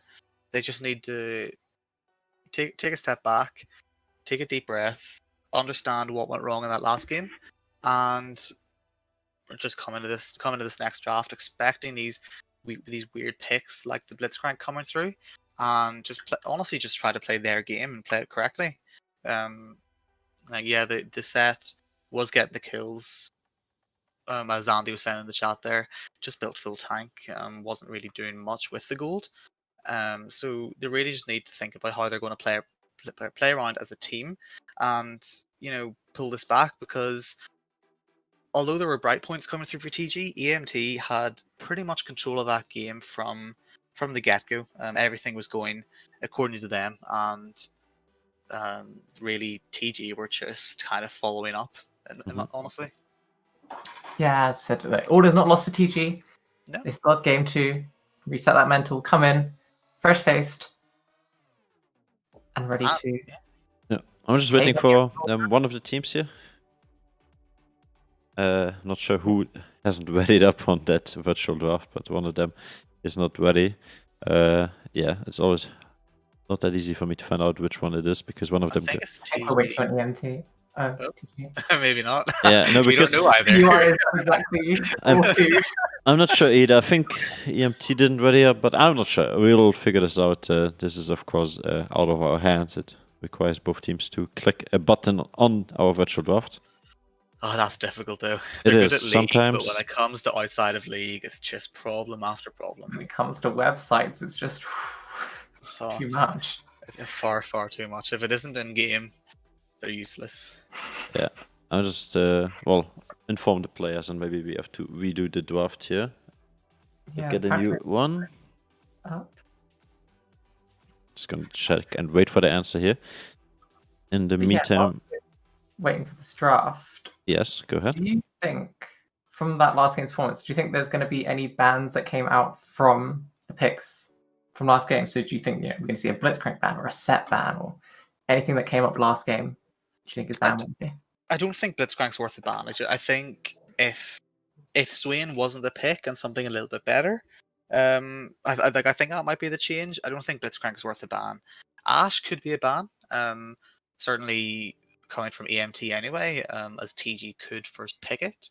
I don't think Set's worth a ban. I think Snades is a lot stronger, and other champions like the Graves or the Kazakhs, both of which are very strong right now. I would almost like to see EMT banning both, because certainly Snades was the light on TG that last game. So maybe more of a jungle focus rather than kind of a team wide focus anyway. And obviously, I think just standard bans from TG coming from the last game. Although there is a Renekton ban, respecting that Renekton obviously obviously it's working. So yeah, Renekton ban going on to Millleaf. I just don't know how to say it. I I'm mean, sorry. in French, I Falcon. could tell you how to say it, but this is really not even close to French. Since I asked them, that's why I asked when we spoke to them earlier. They said they're mostly Italian, so yeah. Oh, I okay. couldn't tell you how to pronounce this one, but yeah, we entered the draft finally. So yeah, we're next Blue to Man ban. coming Expecting it. down as And well Blue onto Shio, most likely. We actually talked about this post game. That's That surprising. Okay. actually, the Blitzcrank, you literally just said, we didn't expect the Blitzcrank to be ban worthy. Yeah, I mean, maybe that means TG are maybe looking to play the Akali again, are respecting the Blitzcrank, which means TG probably looking to pick the Ashe up. Ashe is one of the stronger ADCs right now. I'd say EMT, unless they have a straight counter for it, might not want to leave it up. Do ban the Fiora though. Really beginning to attack Innocence. Innocence loves these hard carry top lanes. Yeah. Honestly, what I would expect to see come out is possibly an Azir ban. We did see that Flatline had so much presence on that Azir, and some of those walls actually won them fights. So I think exactly. possibly EMT need to think about this as a potential ban against Flatline. Yeah, no, Flatline has played the Orianna a lot in the past, so certainly could pick that up instead. But EMT could just say no, we're taking the Orianna instead. You can have the Ashe, it's fine. We'll take the Orianna. Fiddlesticks ban coming through. I mean, it's Fiddlesticks. He's one of the most perpetually annoying champions in the game, and he's strong right now. So I think it's fair. Yeah, we did actually see Ashe hovered before the Fiddlesticks ban, but then hovered away. Possibly think it's he could look to first pick up. I don't think it's for TG to ban at this point. I think Ashe is definitely a pick or ban champion. Graves is the last ban. Does mean Kha'Zix is up, and there's the Ashe first pick. Standard. Yeah, Ashe is such expected. she's just such a strong pick, and she's contested pick between both teams.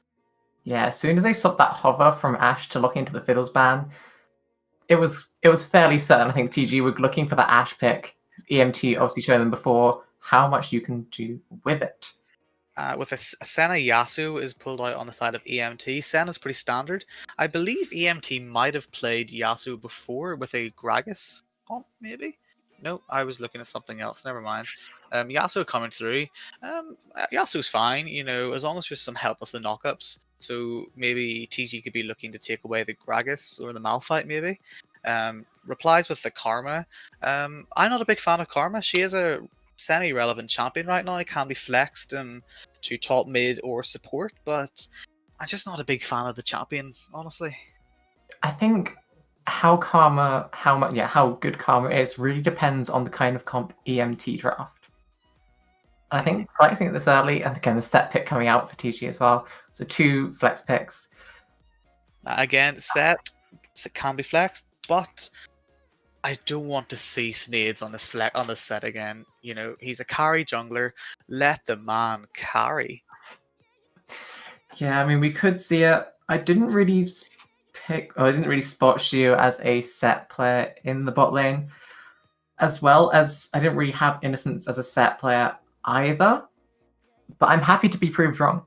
Oh yeah, definitely. I want to see Snades on this aggressive jungler. The Graves has been banned. Just go Kha'Zix. Certainly, I play Kha'Zix and the Gragas. I'm invading every single day of the week. And we expected the Gragas to come up. There's with the Yasuo, really, really strong 2v2. I'm assuming that is Yasuo mid, but honestly, I expect it to be as well. I know that Light has been playing a decent amount of Senna recently, especially with the rest of EMT. Mm-hmm. So it wouldn't surprise me to see that AD carry Senna. Although with the Cassio ban, I'm assuming that's going to be a Yasuo mid. Cassio's just, with that grind, it's super annoying to deal with. Yeah, Miasma, really not a good time for Yasuo. No. Or Gragas, really. And there's Wukong coming out. Wukong did get a nerf, not a massive pick or ban, but is still a strong champion. Again, it's just free knockups coming through for the Yasuo. I'm assuming it's probably going to be a Malphite ban next. Honestly, Malphite is a very strong champion right now, which is very, very strange for me to say, but he is. Yeah, and especially comboed with that Yasuo, Yeah, leaving it open free could be the fall of knockups. TG, or it could not be. It's just free knockups like all the time, and EMT will happily take it. They They're can't be going to that throw that Akali ban onto Innocence. Obviously, interesting. not. We did see Innocence was top damage overall last game on that Yeah, Akali. it does mean as well that they're just respecting it because the Renekton's been banned. They're just saying, you know what, Innocence, you don't get to play the Akali. EMT probably don't have anything that goes well into the Akali, so they're just saying, nah, we don't want to play against it. Yeah, no, and I can respect that. Obviously, Innocence. I think Innocence could have had a lot more pressure last game, or been a lot more of a presence of a champion. Had flatline in that mid and Lucy in that bot lane, got those early kills and got that early gold. And instead, without them having the early money, it just meant that the enchant crystal arrow from light could just go straight into Innocence. And yeah, Akali was no longer a champion.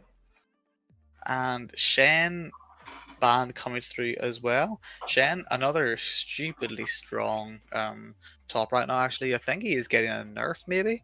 He did get a buff, and he's just a joke right now, honestly.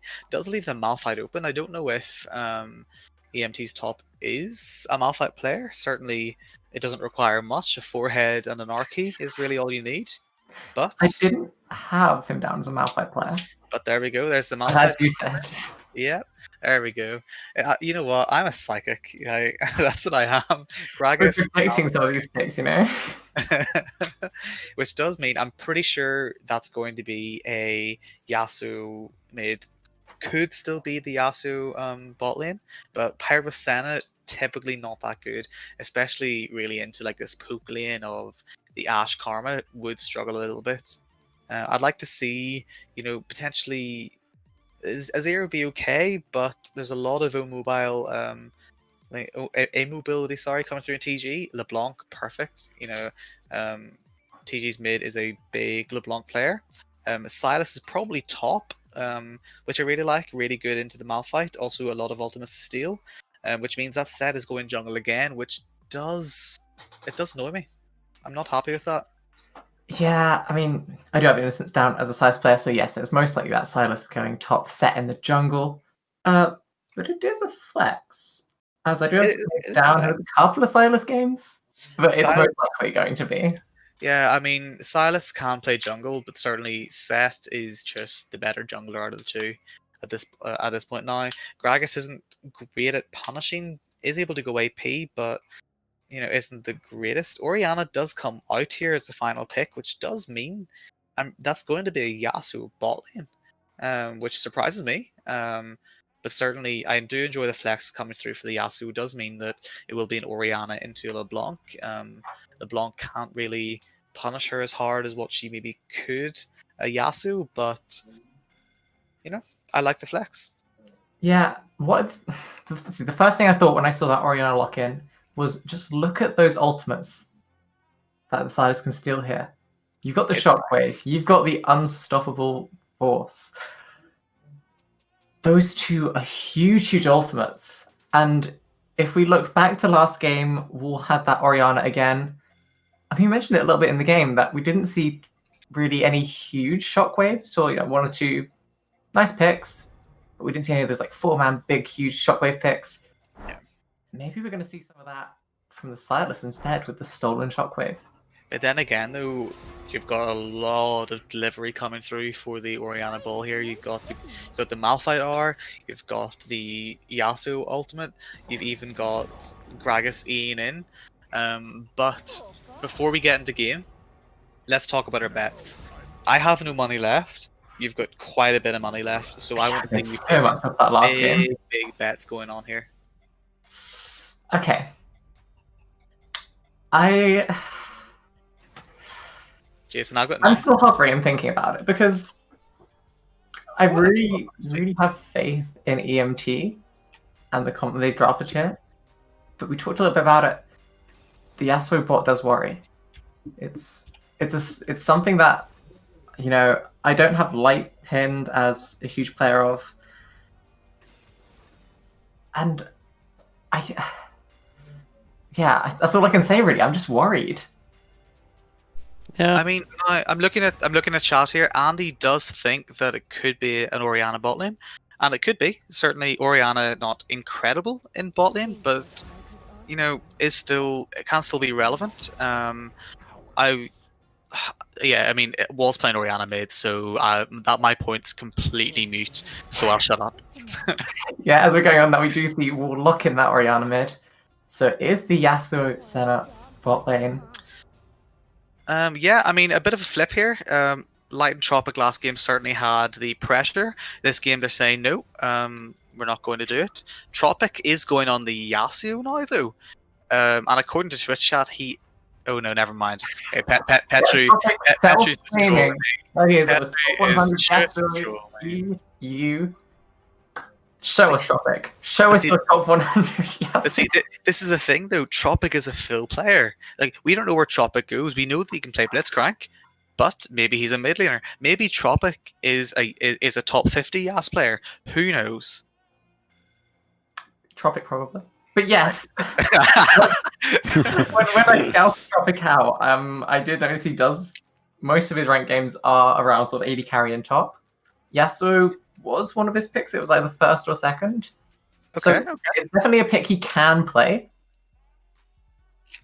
Yeah, But okay, I I didn't like see it. it in the bot lane. I didn't see Yasuo bot, but that could be a mistake in my scouting, as I did it in 10 minutes because I didn't know he was on the roster until then. Well, we find out once we get into the game. But yeah, I'm pretty surprised by this lineup here, seeing this Yasuo and Senna. But it could be fasting Senna, you never know. I'm trying to, I'm betting red here again. I'm really liking the ease of execution coming through for EMT. Very, very simple. Just Grag Assault, Malphite ultimate into the Orianna Yasuo ultimate. Simple as that.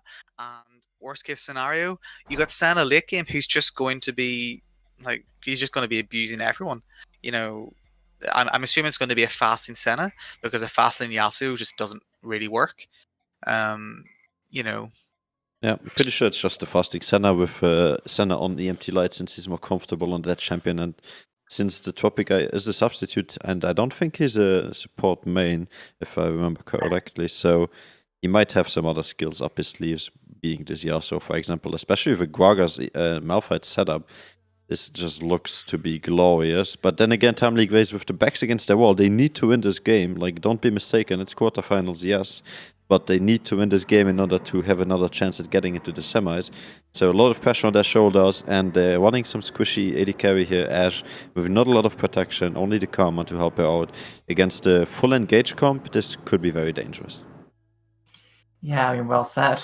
It really, really... It doesn't feel like EMT have, just a free win. There's definitely a lot that TG can do in this game, and yeah, I would really love to see a best of three game split. Yeah, certainly after game one, which was thoroughly enjoyable to watch. I do like the Silas pick here. A lot of good ultimates to pick out. Snades on the set. I really wanted Snades on something just more carry potential, but he did show promise last game. Certainly was the MVP for TG. I do like the LeBlanc pick. LeBlanc really nice. Will punish the Orianna a little bit in lane. Can one shot the Senna Yasuo if she does get going. And then Ashe Karma it's just an obnoxious lane, honestly. I'm not a big fan of the Karma pick in general because I don't really like the champion, but I know it is stupidly obnoxious and will, certainly force the Yasuo behind early if not given any help, because Yasuo was a melee champion here. It's just going to struggle a little bit. We'll have to level up that wind wall pretty early, I'd say. Yeah, it's going to be interesting to see that. We're most probably going to see like a flip in the sports lane. We're going to see, instead of Light and Tropic having that pressure, I'd be surprised to see if Elusive and Shio didn't have it. But that being said, we did say that last game. We did. We did expect, what was the pick bottom? We expected the Jhin Swain to dominate the lane a little bit. Well, a little bit more so than losing that level 1. So, it's definitely not completely decided against Light and Tropic. Now, going into this, there's certainly a lot less obvious level 1 shenanigans. But to me, that just says there's more chance of it happening. Mm-hmm. Well, I'll be quickly interrupting our broadcast here for some interesting news here, because of course we have a simultaneously running quarterfinals on the other side here with wait, let me figure it out. Oh yeah, ELG Sports versus the Invincibles. And if you remember correctly from yesterday's interview, we got the information that the Invincibles are pretty much invincible and have much more to show. But yeah, as you can see on the screen right now, they have dropped number 1 of their games when it comes to the quarterfinals. They are playing against ELG Sports, meaning ELG Sports is 1-0 in this series, leading that one and also going into game number 2, just like us on this one. Yeah, we'll look out towards the the results from that one. Why did I think of exhaust? I saw a picture of my car on the end of my screen there, and I was like, wait, exhaust? Anyways, yeah, we'll be looking at the results of that quarterfinals in a second as we're waiting here to load up, and maybe we can touch on which runes and keystones they have selected for game number 2 here. Maybe something out of the ordinary. One thing I have to point out, Gragas Predator, that's a Prodigy's throwback. Clearly, Stapper is a big fan of the Prodigy's lineup from TJ Platinum 2 seasons ago. Classic pick. So I feel you, Stapper. Yeah, actually, really want to see just him abuse that. Just the gank potential that comes with Predator. Unfortunately, it's going to be tough for him to do too much into flatline. Being a LeBlanc, having the W dash, if you need it, the ult dash and flash as well, does make flatline a really tricky lane to gank. I don't think LeBlanc can be ganked here, honestly, unless she really screws up. Orianna can do a bit of damage early, certainly. We see that there's a standard fan going out here. Also getting a deep ward on the Tribush is going to see potentially where the set starts. Set doing standard picks the brush ward, does get the early Scry's Warp, which is certainly nice for him. Yeah, we just see pretty standard starts coming from both sides. We actually do see Tropic hovering in this bottom side jungle. Doesn't look like it's going to go anywhere particular. Just throwing out some skill shots. Shio getting a little bit of extra free gold from that spell thieves there. Yeah, all about the mana flow band stacking. That's what it is. And can't forget mana flow band. No, I remember playing a game, and every time that someone got hit by like a poke early, whoever hit the poke would just type in all chat mana flow band stack. Thank you very much. Every single time. Just gotta add to that little bit of mental damage. Little bit of BM, But yeah, is there anything you're expecting, from either of these teams in this first 5 to 10 minutes of the game? I mean, well, first of all, I'd like to point out Stapper really enjoy. I say really enjoy. I like how he started off red buff. He's just forgetting about Malphite. It's Malphite. He doesn't really do much pre-6, so there's no point in going near him. Certainly Silas can try to 1v2, so we start in red buff. Typically you don't do that in Gragas because you don't really need your health because of his passive, but going on to blue buff, we'll hit the level 3 early, looking for a gank in the bot lane here while Set is pathing towards the top side. Pretty standard clear coming from Set, which doesn't really mean much for the Malphite because he's pushed in already anyway at level 1. Yeah, we do actually see Snades even hovering this top side bush. Maybe expecting Milwaukee to push forward, but I highly doubt that that's going to go anywhere. Seems like he's slightly wasting his time. We'll be going for the Krugs instead. Yeah, Milwaukee should know. Should know well enough that Gragas' bot lane can't match any gank. Just play backwards. Silas does take a huge trade. Actually. Very nice trade coming through for Silas there.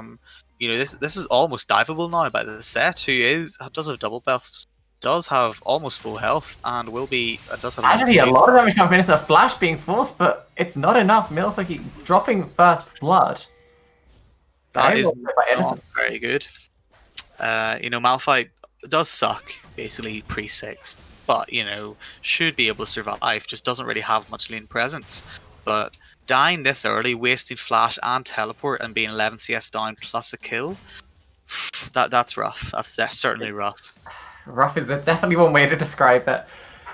But yeah, Innocence actually didn't need to pop a single summoner there, so his 2 summoners up both flash and teleport above Malphite.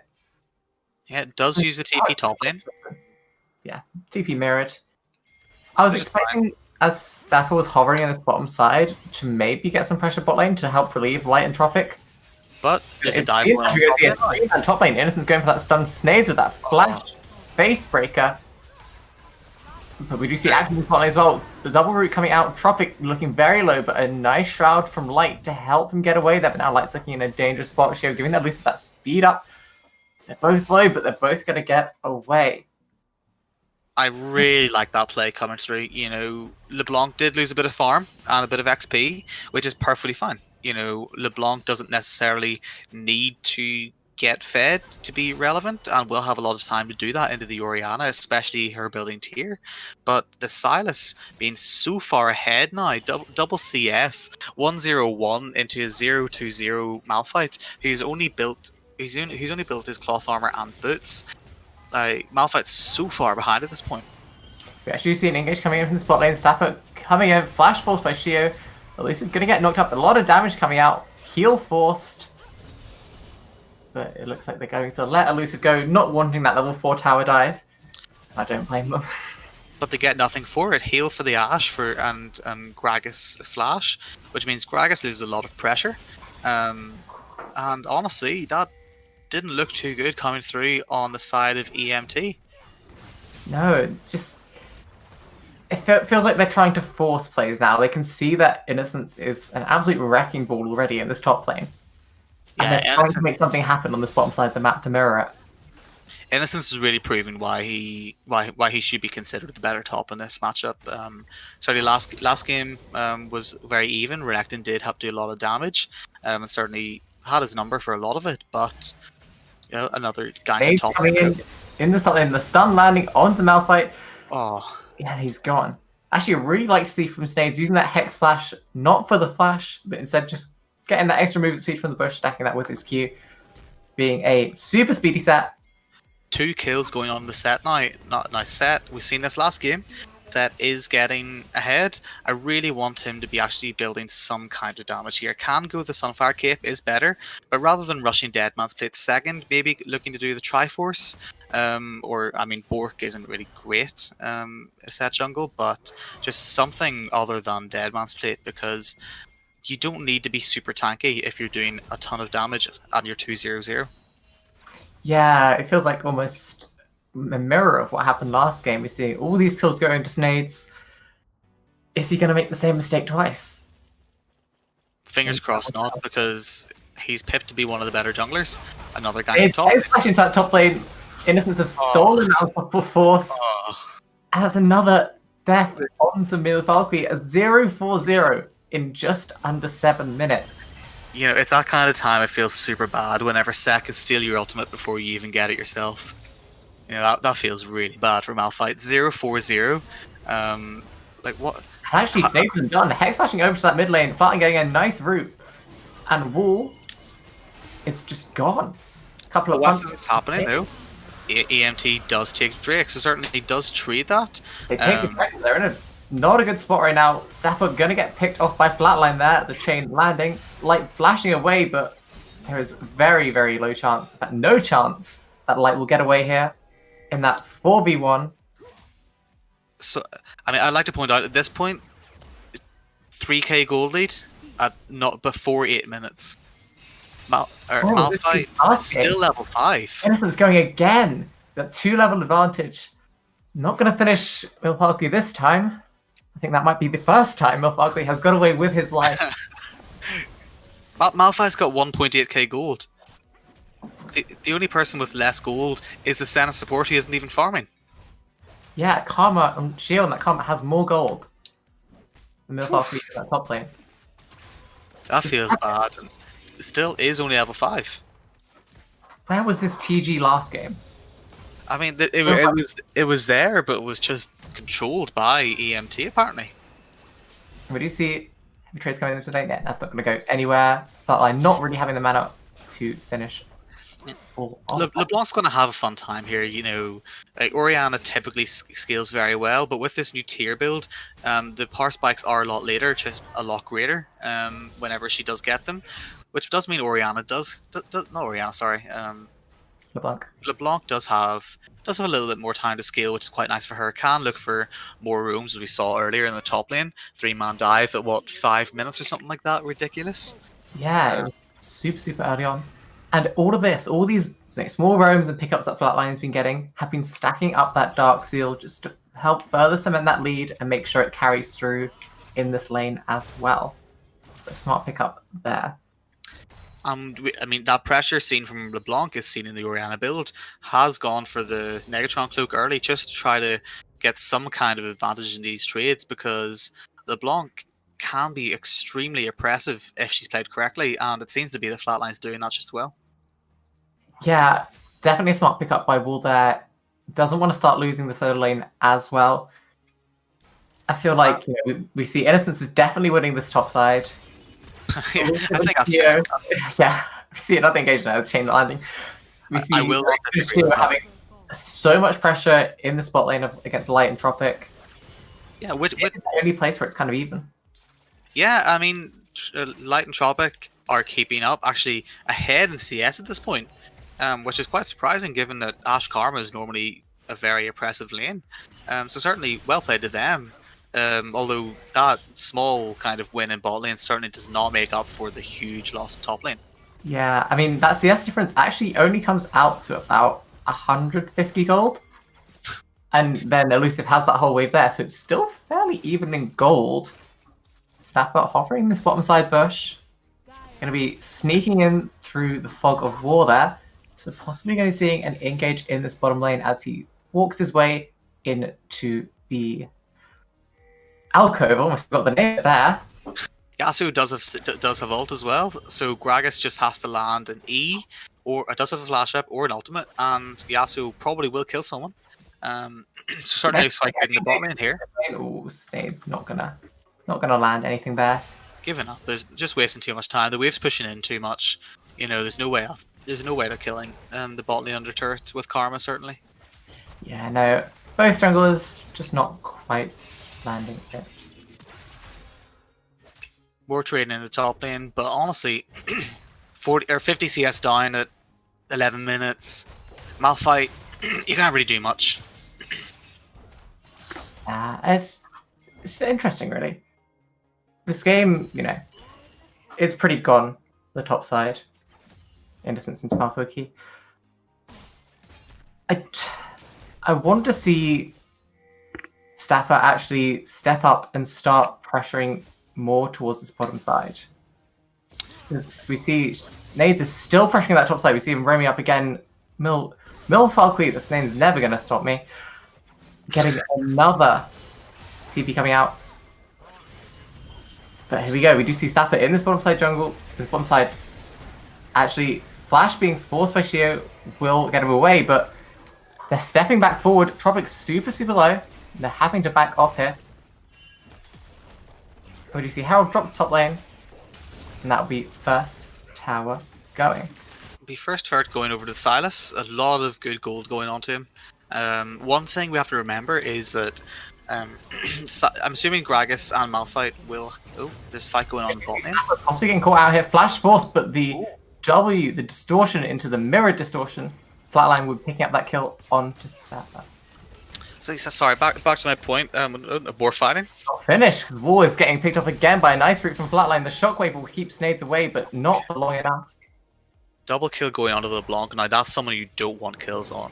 And I'm really liking how Caesar has said, I'm the tank jungler. I'll give my kills to LeBlanc. LeBlanc 303. Now I will be popping people left, right, and center. Even the Malphite, who's supposed to be a tank for EMT, will just be dying straight up to this LeBlanc. Yeah, and that's 8 stacks onto that Dark Seal now. Flatline, a very scary LeBlanc. A huge threat to the side of EMT. Yeah, I mean, this game realistically should be over at this point. TG should just keep forcing and forcing. They do have good scaling coming through in the Ashe and the Silas. Yeah, Tropic actually not going to get caught in the spot lane. Shield will land the root, but it's going to let him go. But we do see Stafford getting caught by the root from Flatline. Will be popped in his own jungle. Stafford not having a good time this game. I mean, I think it's fair that no one's having a good time on the side of EMT. No, it's really not yeah. that game. It's really not, you know. They had a good game plan. Certainly the comp works well together, but yeah, their TG just came out. It's just said, you know what, game one, we messed up. It was our mistake, and really just showing that they are the better team at this point. Yeah, exactly. They've said, we had a bad game one, but don't underestimate us. We are still a very, very good team. And Innocent's roaming around in Zappa's jungle.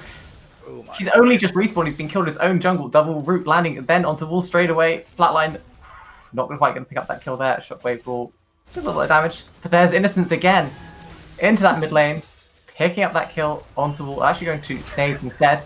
Alpha Woogie is also here, but he's in a 1v3. He's going to drop to Innocence, but Innocence will actually die to the tower shots and a little bit of damage that Milwaukee was putting out. That'd be 450 gold, even going over to Milwaukee, but resetting his goals. Tropic going to get ulted over by Snades as he's just left to run away and donates that kill over to Flatline. And breathe. So, looking at this here, Malphite just got a kill and a shutdown onto the Silas. Has just finished Rod of Ages. I don't like that itemization. You're 15 minutes in. Oh, no. Has sold the Rod of Ages. Yeah, okay, that's much better. much better. There's no point. Getting the Negatron.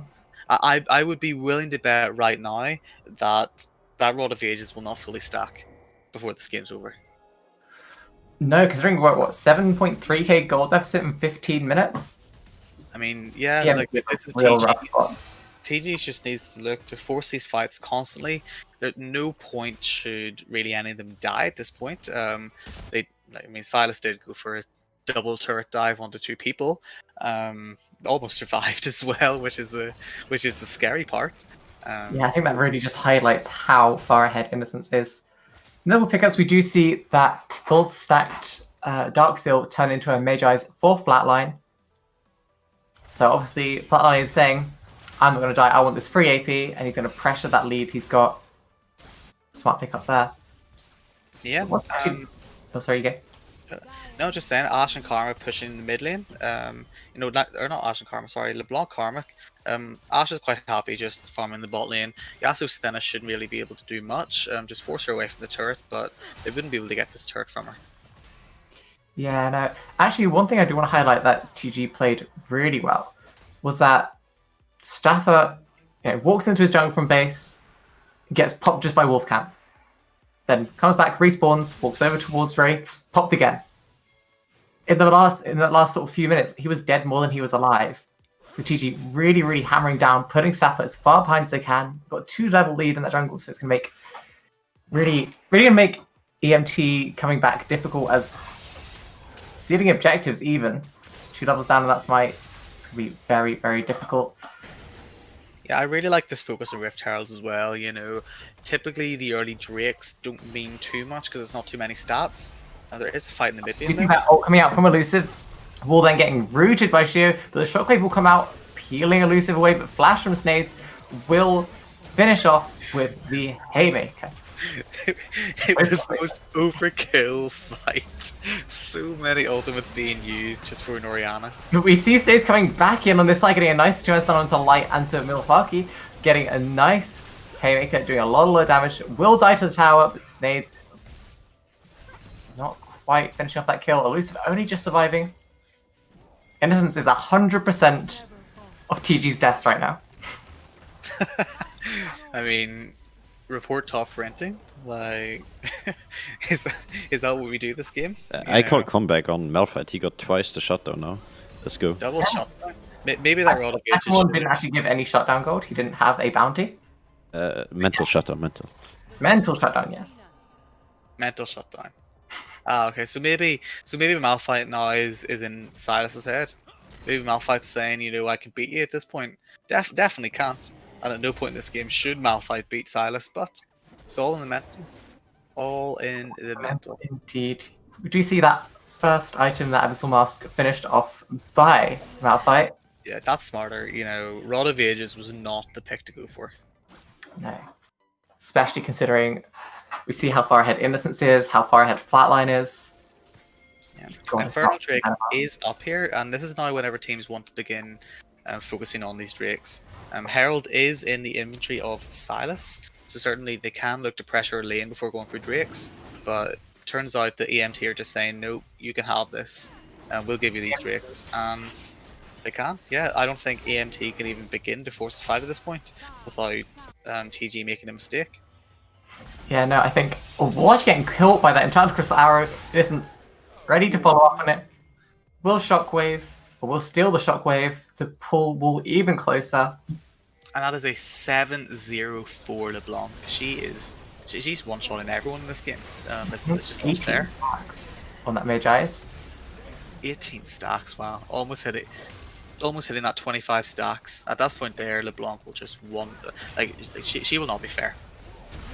Yeah, no, that's almost a stack of it. We actually see the flash. Not flash, the dash of the Wolf from Flatline will one pop Tropic, as we see now that the rest of the rest of TG were thrown into the Nexus house, but it just didn't matter. Yeah, so far ahead. Honestly, you can just win this now. 20 yeah, seconds. Still alive. That third charge didn't go off. Flatline not gonna land the root, so Wool will get away safe. That's both Nexus towers dropping. We might have a Dancing Herald at the end of this game. And we do indeed. Wow. 22-2. Well, where does that come from? So I've got a question for you. Do you think it's possible that TG game 1 had blindfolds on? Oof. Because it's almost like that was a different team. Oof. How about we call it warm-up? What about that? Yeah, we'll call game 1 was a warm-up because... There you go. That's better. Less PM. Less PM. Like, the difference in team, in the standard there of TG was ridiculous. Game 1, where EMT pretty much just controlled the game from the beginning with some small bits of light coming from Snades, turned into a complete domination in favor of TG that last game. A 9-0-6 LeBlanc, 5-0-8 Snades, who definitely started donating kills a little bit more, and Innocence with them. I mean, just a ridiculous game in top lane. Yeah, the early game top lane from Innocence, and how poor Milfalky just couldn't do anything. So huge props to him there. Also, really, really want to give props to Flatline.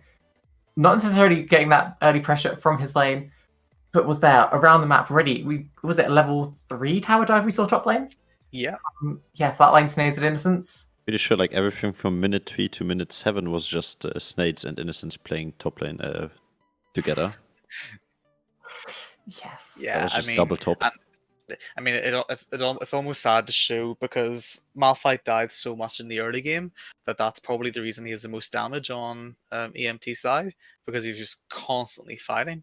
And it feels so bad because 6.6k damage being your most on a team in 20 minutes, that's tough. I don't know how you come back from that. Yeah, and that 6.6k was actually on the Malphite as well. Ooh. And for scale, we did see that Shio on the Karma doing more damage than anyone on EMT. So yeah, we've predicted Yesh to be in a difficult spot here when it comes to surviving these mid-game fights. But yeah, seeing as the game was 20 minutes and 10 seconds, there was no mid-game. That was still part of the early game. And yeah, with Innocence just reaching late game after 2 minutes of getting a few ganks, that was definitely just a huge boost in confidence as well as in damage. And same to the LB. I mean, Snade's perfect job once again in the early game. Good control of the map, really good ganks, and enabling his solo lanes to get ahead. Like, really props to that guy. Seeing as his bot lane was once again a bit struggling in the early minutes. Seeing the Yasuo being up in CS actually onto the Ashe. So yeah, in the end, he shall be the big factor here to make the difference in that early game. And this should bring us exactly to what we want, because our vote for the MVP of this game has just started in the chat, so if you want to have a look at that real quick and give us your MVP, it's going to be TG Innocence in the top lane on that Sarnis, Snades in the jungle, of course, on that set, TG Flatline in the mid lane with that LB, and Elusive on that Ashe AD carry, and TG Shio, of course, playing that Karma support. So vote for your favorite player of this game, most valuable person, I think, or player, whatever you want to call it, is going to be now available to be voted on in this poll. 3 minutes you got time, and that's about it. Then we're going to conclude this vote. Yeah. With that being said, I believe concluding is the perfect word, because we're going to go into a very short break, only 2 minutes, and then we shall be right back with you for game number 3 after this beautiful tie between the EMT lineup versus the TG lineup. So yeah, be right back with you guys in exactly 2 minutes.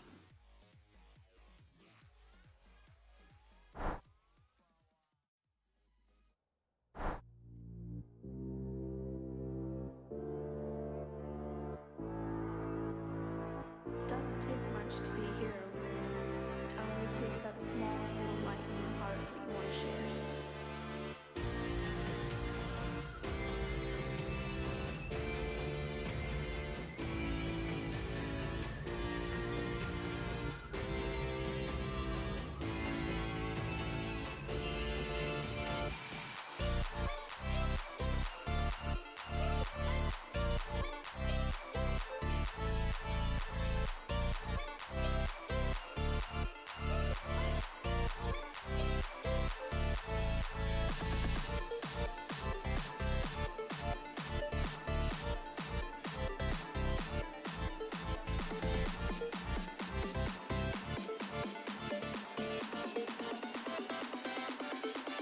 for this?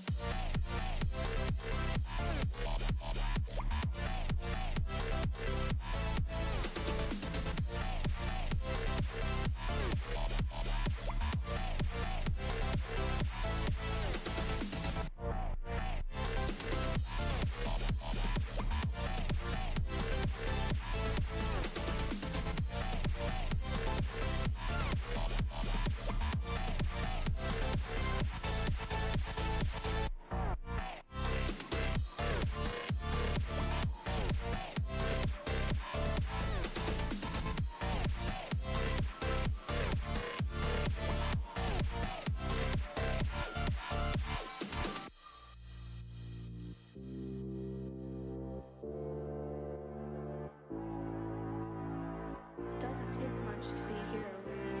It only takes that small little light in your heart that you want to share.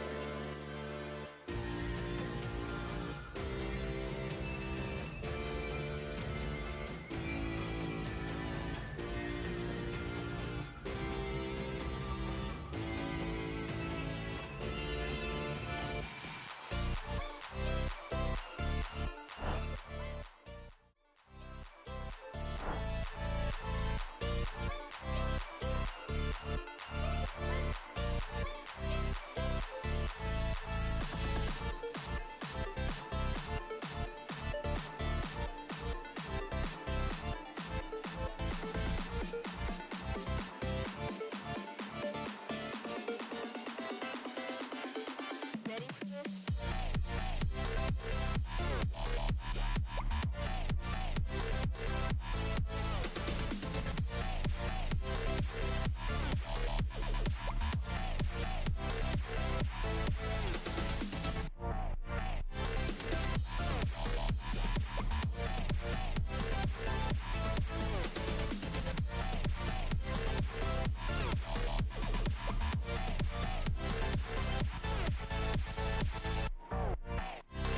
Go like an assassin mid and like a Nautilus or Leona bot lane. Just standard prodigies. Yeah, standard prodigy is indeed the word we're going to pick up here for this, well, resuming of our stream. So as you can see, the vote on our poll has concluded. And if we now complete it, you will see that it goes in favor... Oh, yeah, it works, okay. It goes in favor of the jungle, 50% of the votes. So yeah, getting the majority of the votes here, 50% of them going in his favor. And I think that is well deserved here for Snades, playing a beautiful set. And I'm going to have a quick look over onto our standings for the other quarterfinals that is being played right now, just to see if there's any updates on their game. Our game obviously was super fast here, 20 minutes and 10 seconds. yeah, it looks like they're still in game number 2, ELG Sports versus the Invincibles.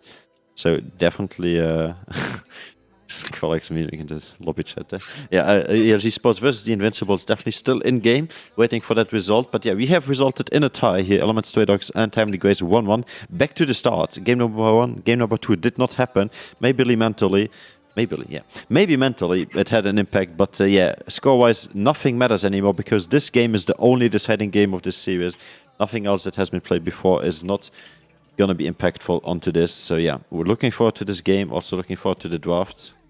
And yeah, Shiu giving me a heart attack there, waiting up on Challenger Mode in the last seconds. But yeah, besides that, very much looking forward to the draft here. Let's have a look at if both teams are ready. In the meantime, maybe, well, Qualax and Iori are having a lot of fun, I assume, seeing as it was an exciting game, number 2. Definitely not what we expected from the compositions we saw, huh? Complete reverse from game 1, and it was enough to make my voice hurt a little bit from just play after play after play after play after play. Yeah, Very explosive game. TG really stepped up.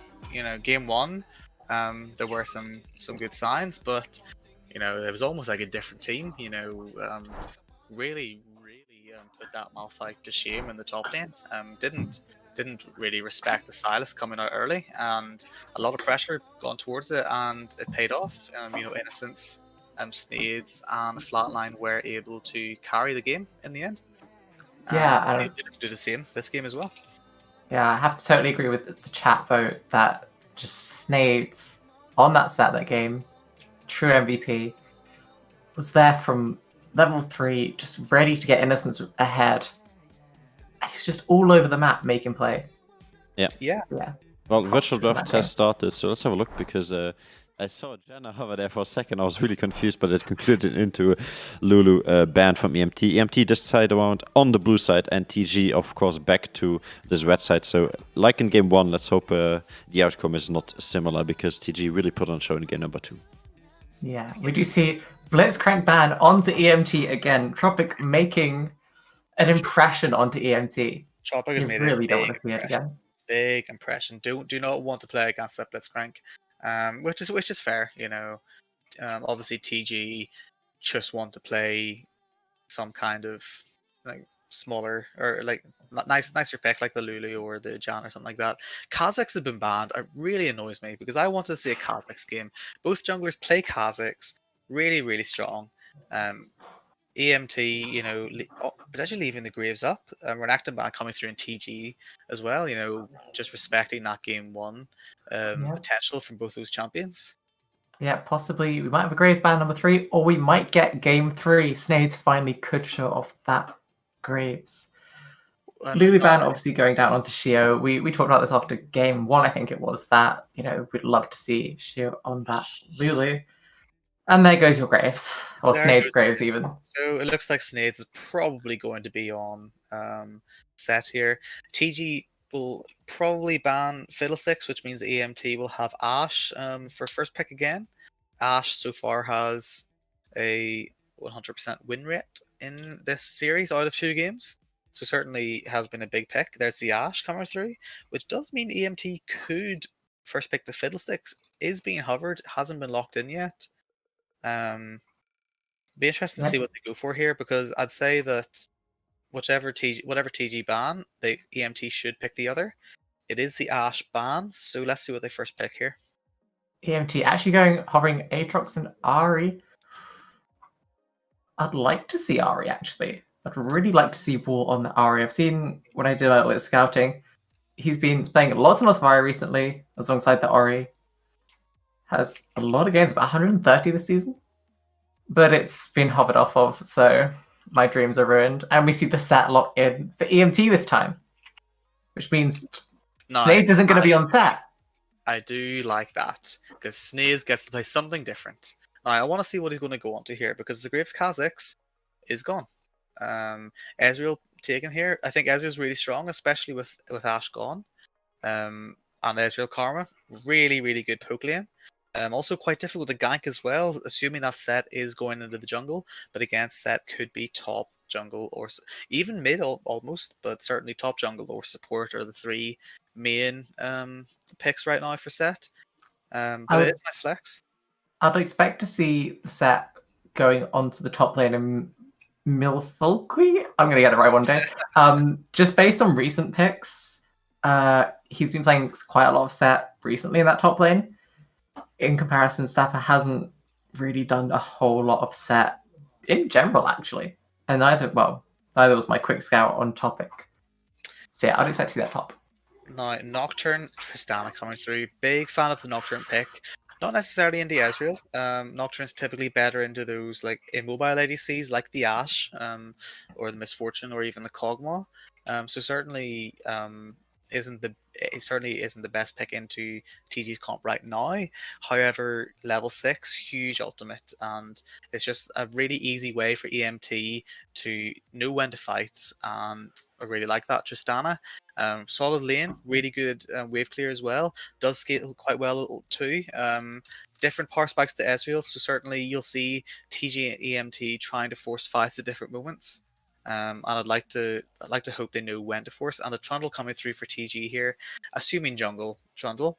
Yoshi. Assuming again could go into the top lane. Does mean that set is probably top at this point. Yeah, because we do see Stapper has played lots and lots of Nocturne recently. So I wouldn't be surprised to see that be his pick as well. Yeah, I mean Nocturne, strong pick.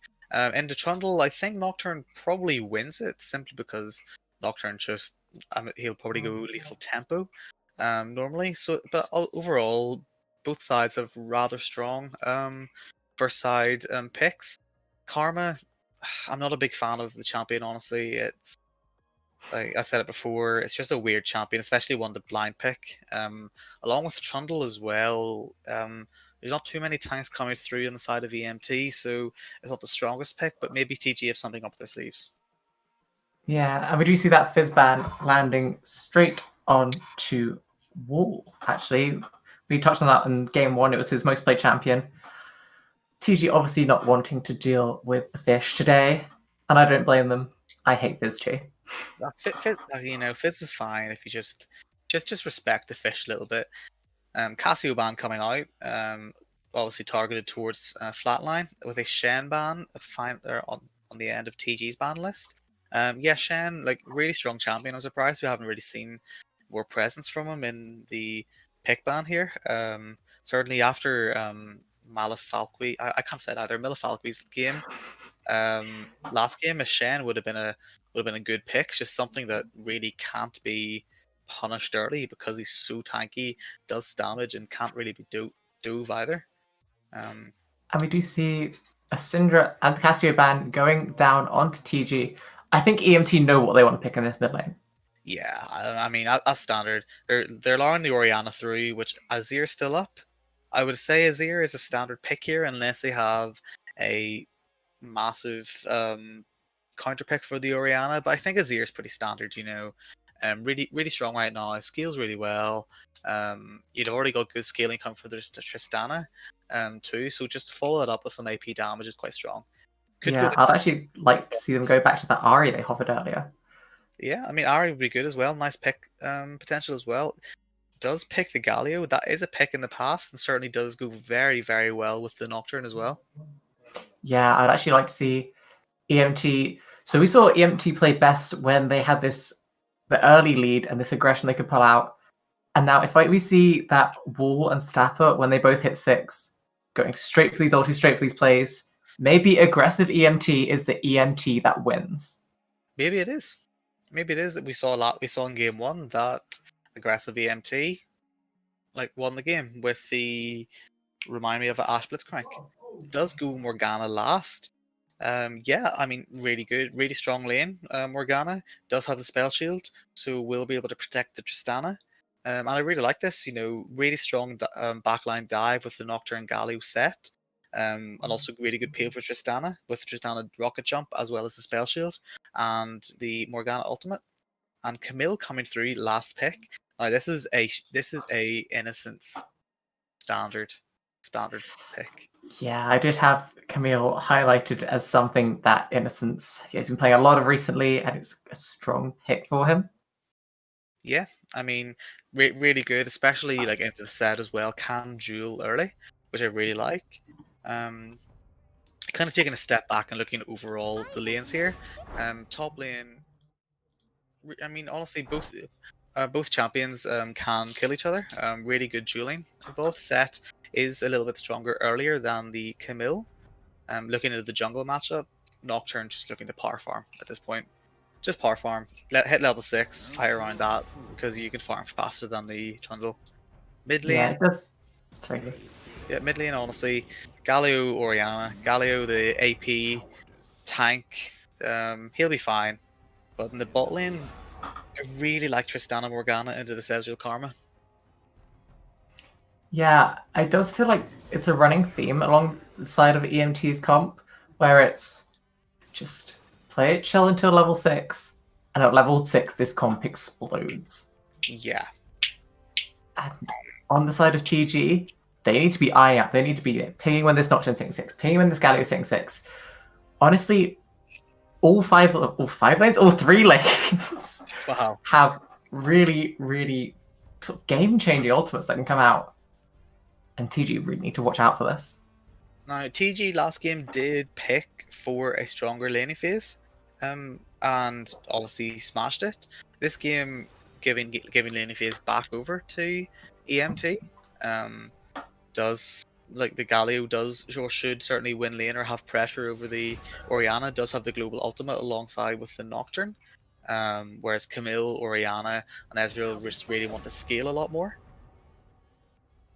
Yeah, it feels like it's very similar to game 1, where EMT are playing this aggressive early, and TG are playing this. We need a little bit more time before our comp comes online. So, what's the hopefully, betting? hopefully they've learned from their mistakes in game 1, Oh, and now they know how to play into this aggressive EMT comp. So we're seeing both sides have won in very, very different fashions, but both ultimately controlled the game fully. Now we're in game 3. Who's winning this game? Okay. Why is I want such a to hard give it- question, by the way? Like, give Arya the time. Relax, man.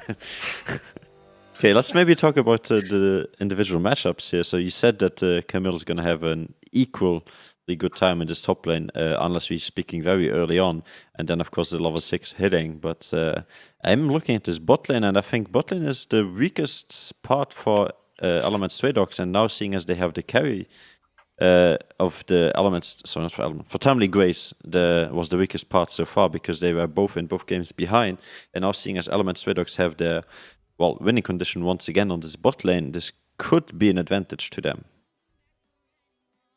Yeah, and as I was saying, it feels like just a repeat of game 1 in this draft. And I feel like this game is a lot in the hands of TG. Because, okay, we know what EMT are trying to do. We know exactly what they want to do with their comp, exactly where their win comp comes in, and exactly how they want to play out this early game. And it really just depends how TG want to play their early game. They decide how this goes. Yeah, I mean, certainly both teams have very obvious power spikes where they want to play around. Level 6 for Galio Nocturne is going to be huge. Those globals coming out are going to be massive for these team fights, especially if you can go down bot lane and really force these fights onto an Ezreal Karma, which have poke, but the Ezreal Oriana will be building tier, so their power spikes are going to be a lot later. So I'd like to see EMT really try to force these advantages early, like they did in game 1. Yeah, I completely agree with you. I want to see game 1 EMT coming out as well, but I also want to see game 2 TG. I want to see both of these teams in their forte, in their prime. I want a close game. Yeah, it would be nice. Realistically speaking, if you look at the game that Element Stray Dogs won, who was their real carry? If you look at back, we had this Renekton in the top lane, the Blitzcrank and Ashe bot lane, as well as the Rek'Sai jungle and Oriana mid lane, and it didn't look to me as if this solo lanes were kind of getting a big advantage, but rather than this bot lane just popping off. So Could this be a prediction that maybe Tristana has a good chance here with the Morgana? Well, he hit a lot of Blitzcrank Qs. Maybe he's going to hit a lot of Morgana Qs, you know? I mean, yeah, maybe Tropic is as good as those Blitzcrank grabs as he is with these Dark Bindings on Morgana. Yeah. Honestly, MVP worthy game 1? Could it be MVP worthy game 3? Could be. I've just stuck out all my connectors on red. Yeah, keep I've got- fucking gifting you money, but you're just wasting it, man. I got big hopes for TG. They were my favorites coming into this game. Game 1 was a warm up. Game 2, they really showed that they were the better team. And game 3, they're going to some comfort picks with the Camille, with the Oriana, and I just think that they have this in the bag. They know how they're playing the game. They know they know their own power spikes. They know where to force and when to force. And I'm ready for another 20-minute game. Honestly, Oi Boff, Oi Mate, bet all on red. I just love those Twitch names sometimes. They're Oi, amazing. bruv, oi. What a Twitch name. Do you remember those good old times when on Twitch people made accounts just to troll people that were reading out new followers and subscribers? Oh, they definitely still do. Oh, they No, they still do. do that. Yeah, Definitely still do. that Did you not is. hear about the Mr. Beast? Do you remember, like, he did that hold your finger on the app challenge? Oh yeah, and then people like donating like the words that are Like, so hey yeah, Siri. yeah. Oh my god, that was That was hilarious. so funny. Imagine. Oh yeah, I saw a few clips of that actually today. I was super confused about what they are doing, and then I realized, oh, they're actually getting money if they just hold their finger on this app for some Oh yeah, reason. yeah. And I'm pretty sure you can just put. Wait, is it finger scan or can you just put anything on there?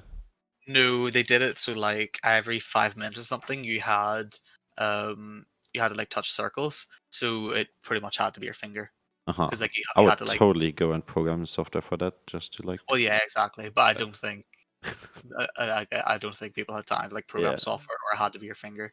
But Like you yeah. had to tap things. Back to topic at hand, we have Set actually running that Aftershock and Camille the Grasp, so that is an interesting choice of rune in my opinion. A Conquer on Set. Yeah, I think both top lanes are. They're not looking for any kind of explosive solo kills here. I think the rest of the map is going to be where the action is going to be. We see the lethal tempo on that Nocturne. Once he hits 6, someone's going to die. It could be Snapper, Hopefully, but I hope it's not Snapper. hopefully someone dies. That's what Nocturne's thinking. Yes, hopefully. I've seen a lot of Nocturne being played in competitive, not so much in the jungle back in the days, but yeah, I've seen it, and it sadly disappoints if it doesn't get that early lead, because it's one of these champions, it's like a hit or miss, and reminds me very much of the Echo jungle, which whenever I see it on the big screen, it's literally just disappointing, because yeah, if you don't get that early lead, you're just a normal Echo who's not going to be able to one-shot anyone. And yeah, that basically just concludes this like advantage you can get. But then again, Nocturne is a bit different, of course. His Darkness ultimate is really useful if paired with other engages or other plays around the map, because you can really hide like what you're doing, like sneak a Baron, sneak a Drake, something like that. So definitely really interesting. Yeah. And yeah, we're loading into the game here. So let's take it away here with Colex and Iowa. Nice. Sorry, I fucked up your name again. It's fine. I mess it up more times as well. I should have Something it's like easier to say. True. Something I want to point out here is that Camille has gone for Grasp really strong. Like Camille's can normally go for the Conqueror or the PTA, but looking for those big trades early. As we see, we're finally getting some level 1 shenanigans. Yes, Finally. EMT sliding into this bot lane. They're doing Actually, this one here. I like this. There is a ward that's come out from Elusive in this bot service, so they will be spotted out as soon as they step over. Yep, start. Yeah, Yep, there's pings coming out. They have been spotted. perfect. And yeah, ward. Elusive just backing off. They won't be getting a pick, No. but at least we got some level 1 shenanigans, even if they were very stale shenanigans. Now, there we see the problem with the level 1 kind of ward from jungle, go back for Squire's Orb, because Trundle was not there to move into position to get a ward. Now, Camille or Oriana have moved in a little bit late, in my opinion. As soon as they saw them on the ward, they should have moved up, but they're happy enough to go up to get some vision. So they're very aware where both junglers are starting this game, which is Yeah. quite nice. We do see Innocence is actually still hovering around that blue buff. Just wants to see. They're trying to get an idea of where Snapper is going to be. Where Snapper is going to be starting here. Yeah, both jungles have wards on their blue side, which should pick up the Trundle and the Nocturne whenever they eventually make it over there. Although there's a lot more vision going on in Snapper's jungle over the chickens as well. Trundle does get a pretty much free clear on the red buff, but does begin pathing towards top side. I really like this, actually. Very aggressive coming from Snades. Snades looking to avoid vision there and searching for Snapper's blue buff. Interestingly, the level 1 shenanigans gave EMT so much time to ward that actually did it backfire. It gave TG so much time to ward in EMT's jungle.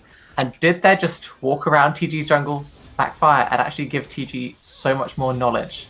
And Nocturne didn't expect the invade.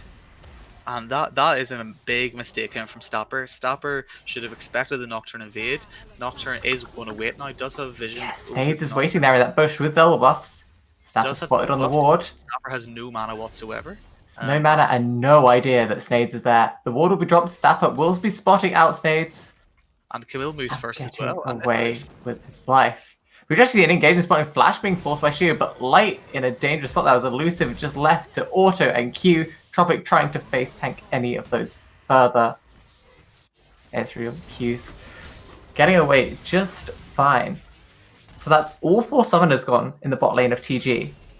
And only, Light's heal and Flash gone too. Yeah, although that has transpired into a 10 CS lead already. Tristana's losing a lot of minions here. He's going to lose a cannon wave as well. So certainly that was a really nice time for Elusive and Shio to take a trade, because they should get turret plate and Tristana loses a lot. Yeah, this is most likely going to be turret plate going over to Elusive and Shio. And that's a huge wave that Light is losing out on. Yeah, and Tropic can't even begin to step up. Tropic's far too low. That one Q from the Karma and the WQ from Ezreal probably will kill her. So certainly has to be careful there. Can't walk up at all. And an almost 20 CS advantage coming out in bot lane, but still complete control coming out of Ezreal Karma. Yeah, and actually you see that the small engagements mid lane will getting some good heavy trades onto flatline. It's not like it's going to go anywhere too much though. Some heavy trading going on the top lane with Camille winning it with this grasp. I don't really get the Aftershock set too much, honestly. I think Conquer works just as well when you're going for tanky over damage. Camille is just hard winning this already. Yeah, we do see a nice engage coming up into taunt from wall. Snapper just wasn't there quite in time to follow up from flatline. But yeah, it does feel like an interesting rune choice in this top lane. And I don't know, I feel like in all 3 games, what we've seen, I say all 3 games, actually we do see it engage in spot lane, we do see it like getting that jump into the explosive bomb. Shio will be dropping his first blood there, like getting that W reset to get away from Elusive, Tropic like that binding. But actually a lot of damage count there, hovering whether they want to continue this fight. Light taking another Q to the face, but will survive. Tropic stepping forward, flashing trying to flash over the Ezreal Q, but no Q was fired. Light with that last auto attack, finishing off Elusive. Ezreal Very, very close in this bot lane. Ezreal one missed skill shot from a double kill there, but instead Tristana gets it, and Tristana was behind it farm. That lane has just been flipped on its head now. Yeah, also something I want to point out real quick, since we are speaking of close things. Well, the other series, the quarterfinals running between Invincibles and ELG Sports, has concluded in a 1-1 tie, so they are also now tied, so very close quarterfinals on both ends. Thank you. Both quarterfinals really seem to be quite close. Bundle is topside though. You see Snakes coming in this top lane, getting a nice stun from Melfaki, but that cone will come out, stopping at that tower, and Innocence will pick up that kill. Snapper not even there in time to help. We'll be picking up that wave though, and getting platings. Very, very well timed pillar there. Got the set flash, means the set has nowhere to go once the pillar goes up. Really nicely placed as well. And all in all, Trundle giving Camille the kill. Snade's learning from game 1 that you need to give your carries the kills rather than take it off of yourself. So Yeah. really nice growth from Snades here. Top lane, huge CS coming out, or CS differential. This Aftershock set really not coming out too well for them, Yeah, he's already 600 gold behind. especially as it was first picked as well. Yeah, so they picked it as a denial away from Snades, as Snades has had, even in their losing game 1, Snades, I'd reckon MVP for the team, is losing. And then had the quality performance in game 2. They picked the set away from him, but it's not working out. Not at all. And I just want to draw some quick attention to mid lane where not much is happening, but there is a 20 CS lead in favor of the Orianna, which is really, really nice. There's been nothing going on there so far. And Oriana's loving life there. She's happy enough to just keep poking out the Galio. He has hit 6 now, so certainly will be looking to affect around the map. Nocturne is close to 6, I believe. We actually see an engagement in the top lane. Innocence will be diving in on to the set, but he'll be that showstopper to get away. Face breaker, and that shield will keep him just alive. The red buff ticking. Oh, but he gets away with his life. Now, I've just seen Nocturne has hit 6. This is now where EMT want to look to fight on their terms. They're 800 gold down. They're certainly not out of the game. Their lanes are a little bit behind. Certainly bot lane has showed some signs of winning. So that's, I think, where they need to focus around now. Yeah, and we do see they pick up the dragon. Mountain early, always a nice one to have. We do see Wall and Sapper are posturing in this bottom side. Recall coming out from Wall there, not cancelled. They could be looking for this dive onto Shio and Elusive. They See should them know. hovering They do see behind Trundle this tower. coming down. They could Yeah. look for a pick on the Trundle here rather than in lane, but Yeah, we do see the Paranoia coming out, flash taunt, and Snade's left with no escape. Very nice flash from Wall there to deny his escape, but he'll actually forced from the unseen spell, but Galio will get him away with his life. And that is the power of the Nocturne ultimate. Paired with a Galio or something like that, something you can follow up and just really let Nocturne slap people, because Nocturne is such a strong champion, certainly early whenever he can really just get the bonus magic damage coming through on his auto attacks, and no one else can really do anything about it. So really like that play, really enjoy the aggression coming through from EM. Shockwave coming out in that mid lane. Ooh. Flatline solo killing Wall. Wall actually didn't reset after that gank bot lane. And Flatline was like, okay, QW, into the Shockwave. You're in a dangerous spot. But actually, Light taking a lot of damage from Elusive and Shio. Heal Force, flashing away from that Ezreal Q. Probably stepping pretty far forward considering he's in that 1v2 now. And it's going to fizzle a 0-0. Big trades coming over. Orianna with the massive solo kill in mid lane, and bot lane trading blow for blow. ADC, or Ezreal is looking pretty healthy, can't stay for the wave. Tristana is going to lose a little bit more CS here, I believe. Will be back in time for a cannon though, as cannon waves aren't up yet, which is quite nice for her. But certainly, back times where this Tristana are really what's forcing her to not win this lane as much as she could be. Yeah, she's 2 kills up, but at the same time, she is 15 CS down. So all in all, that equates to her just having a 100 gold lead. Imagine the difference of that lead that we have if she, had equaled in that CS and actually hadn't taken all these trades that she didn't need to take. Yeah, I mean, a few mistakes coming through on Light. Maybe it's game 3 nerves, or maybe he's just tired at this point. It's been a long evening for them. Best of 3. Trundle is looking to give over the blue buff to the Orianna. Fair enough. It's 40 CS lead over the Galio, so he's pretty happy to give us to Orianna. Just really let her scale a lot better as well. Yeah, double buff from the flatline. Shockwave not connecting, but just pressuring that lead. Flatline in a really, really strong position right now. All struggling to contest this tool. We do see Stapper in the side lane. Paranoia is available as it will be charged on to flatline there. The hero's entrance comes in, but a flash from flatline will keep him safe. Yeah, That's a unfortunately, lot of damage from Elusive's ultimate there. Too early there. Yeah, Galio went too early. Forcing away the flash mid lane. There is more trading in top lane though. Camilla's just constantly jumping in the set, and Set can do nothing about it. Yeah, feels very decided in these lanes. You see it engage in bot lane, Light taking a lot of damage from Shio and Elusive there. But there is another solo kill coming out in the mid lane though. It didn't even need to use the ultimate, just Orianna with doing so much damage to the Galio at this point that Galio can't do anything about it. 2 solo kills going in favor of Orianna is like she's pretty happy at this point. Yeah, very nice play from the flatline. But we do see Tropic going in for that flash, ultimate engage, spell shooting himself, getting a lot of damage. Elusive getting popped. Light will use that reset on the W to get away there. But Shio is looking in a dangerous spot. Tropic will be donating that kill over to Light. And that's a 4-0 Tristana. I have to say that was a really, really nice engage coming through from Morgana. I was a little bit concerned whenever she decided to flash ult in, but Tristana has so much burst potential on that Ezreal. Ezreal had like a good 60% health over Light and just popped instantly. Yeah, it's just the burst that comes out from those soul shackles, from the full charge from Tristana and that buster shot. So much damage. We do see TG throwing that Herald top lane, getting a lot of plating gold down onto Innocence and Snades.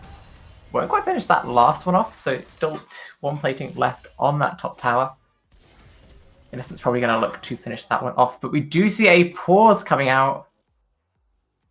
Well, Something going on with Snades. Yeah. Okay, well, we'll be switching over to the intermission screen and be right back here. In the meantime, you guys can keep us updated on the chat, as I have the chat disabled, so you guys have to tell me. Oh, we're already seeing you going back in. Yeah, Are we? don't forget the messages. Spider on monitor was the pause. Okay, I can respect that. When I cast, or mostly stream, I have a lot of flies sometimes coming in because I forget to close the window, and at night my 2 bright screens attract a lot of insects. So they're really annoying and sometimes distract me so much that I forget to switch scenes or change names. And then there's an angry twinner, a very angry Andy in the Twitch chat just calling me like, switch names, they switched sides. And then, yeah, we remind that. So yeah, respectable as we get back into the game. We do see both teams sort of posturing towards this dragon. It will be an ocean. But actually, just vision. TG are looking mostly to deny this away from EMT. Yeah, I mean, I'm looking at this mid lane. This Orianna is scary. Is building the Banshee's Veil second. We see Parano coming out. Dragon will not be stolen, but now Stafford is stuck in the middle of the team. We'll get that spell shield. But Snade's taking a lot of damage. Wall is going to finish off Snades in the side lane, but it's just Flatline and Sheer on the side here. Shockwave will come out and land, but it just won't be enough to keep Flatline alive as Innocence dives into the middle of EMT's comp.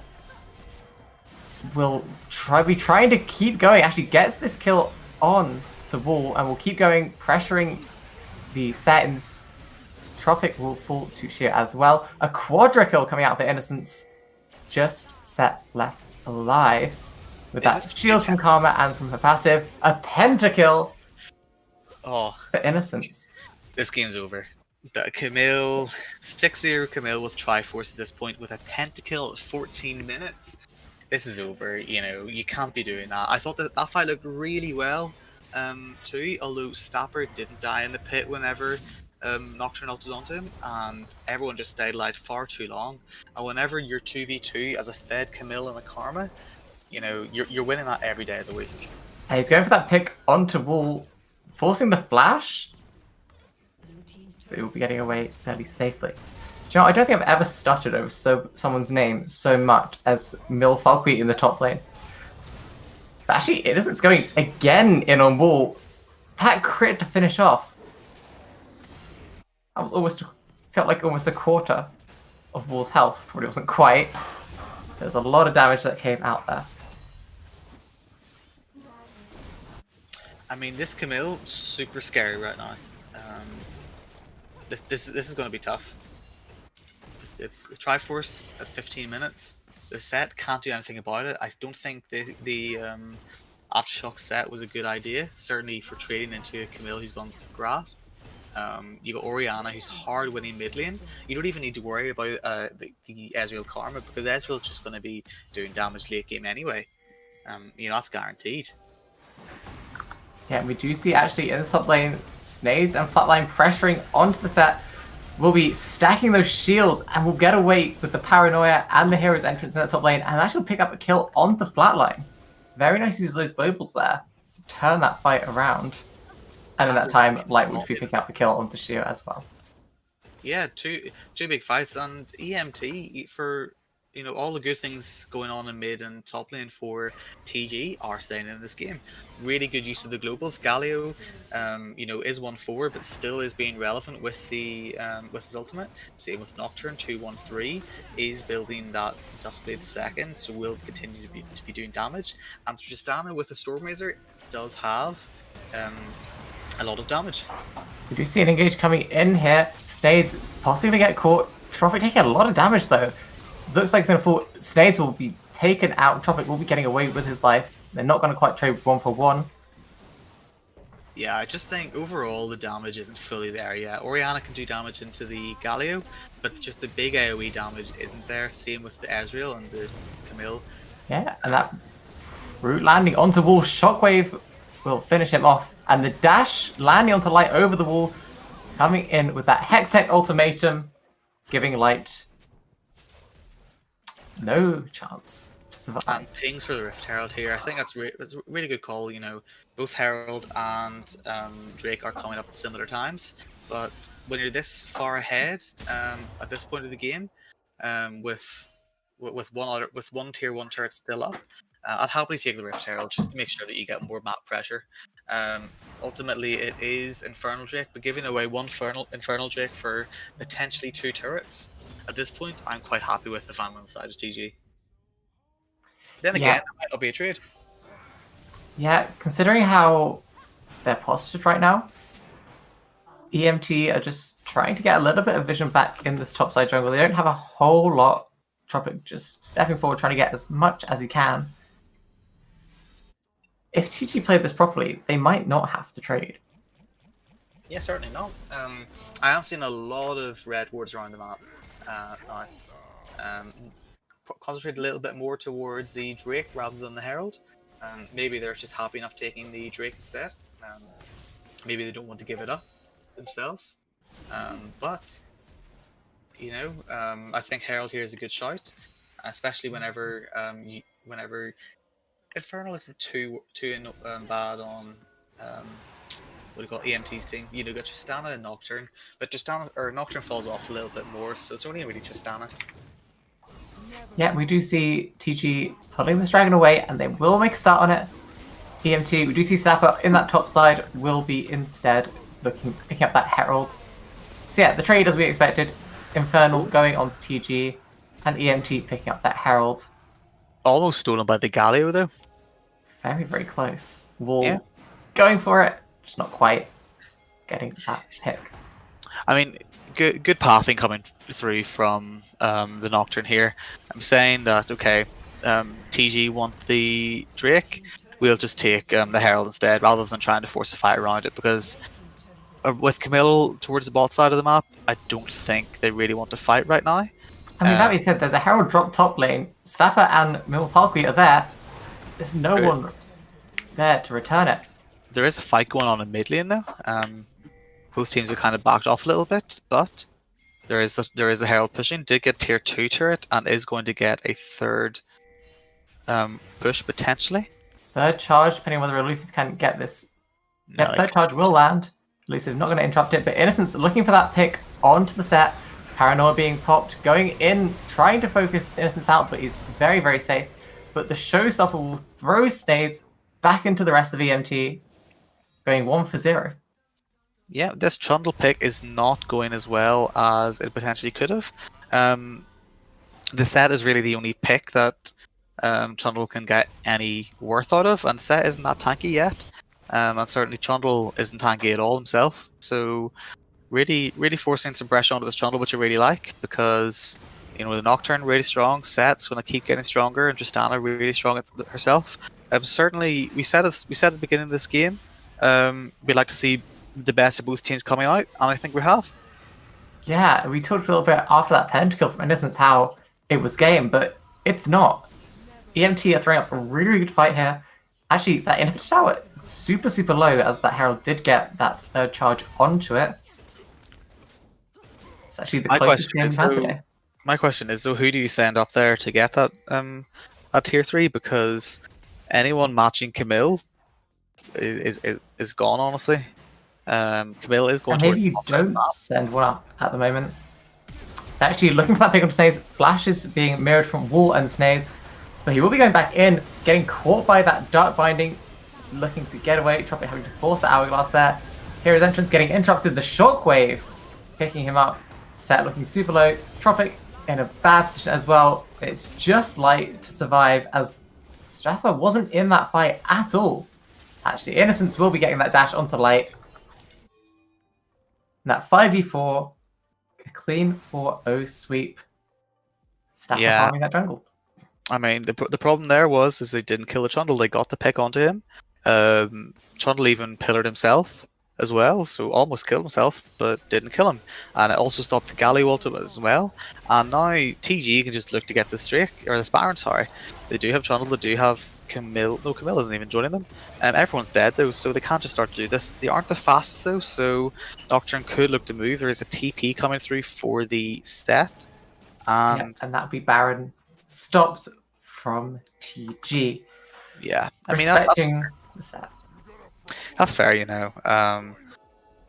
Camille's just happily farming the bot side. Does have a 2-level lead over the set.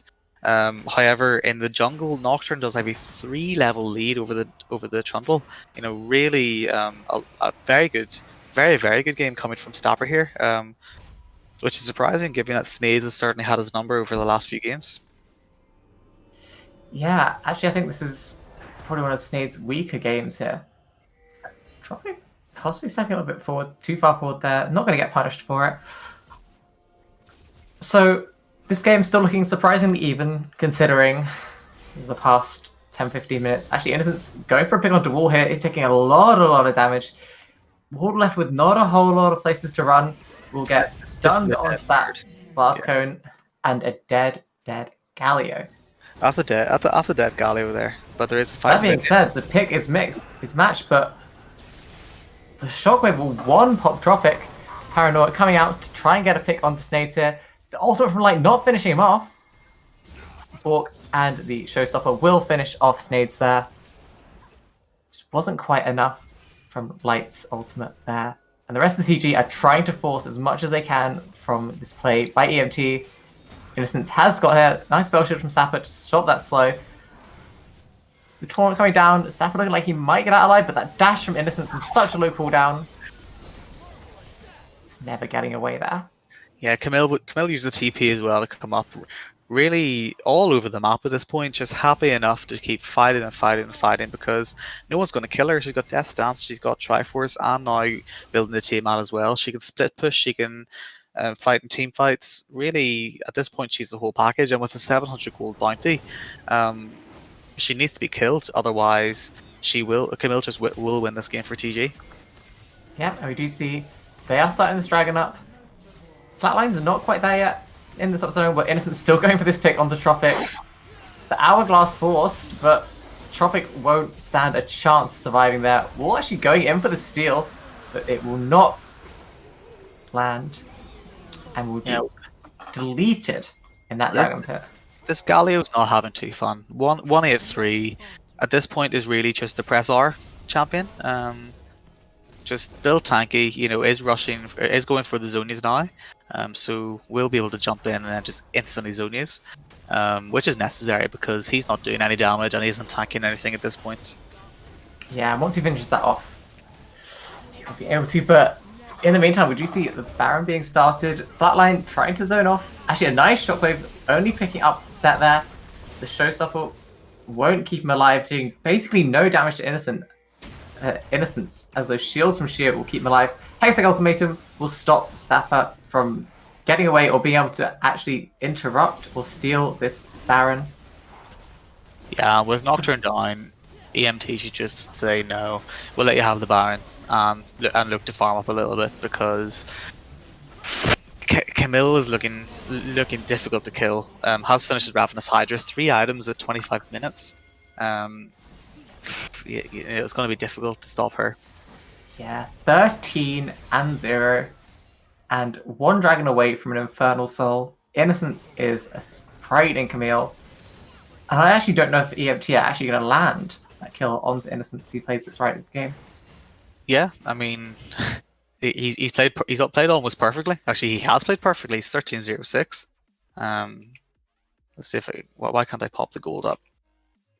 Okay, my He's gold is currently, 13.7k gold in comparison to Set's 9.2k. So it's a 4.5k gold lead. Yeah, 4.5k. There's not a whole lot that they can do. And Innocence going for another pick onto wall here will actually let him out with his life. It's almost just funny to watch. Like, Innocence just does not care at all. She's just happy to jump in whenever. She sees 3 people there, and quite frankly, if she doesn't jump in, I'd be surprised. Yeah, Innocence kind of feels unstoppable. Again, Oh, just 1 popping wall there, an insane amount of damage coming out. And Sapper getting caught by Shield. Spell Shield won't proc the second tick of that Karma W, and will be getting popped by Flatline. even Karma's one-shot in the Nocturne.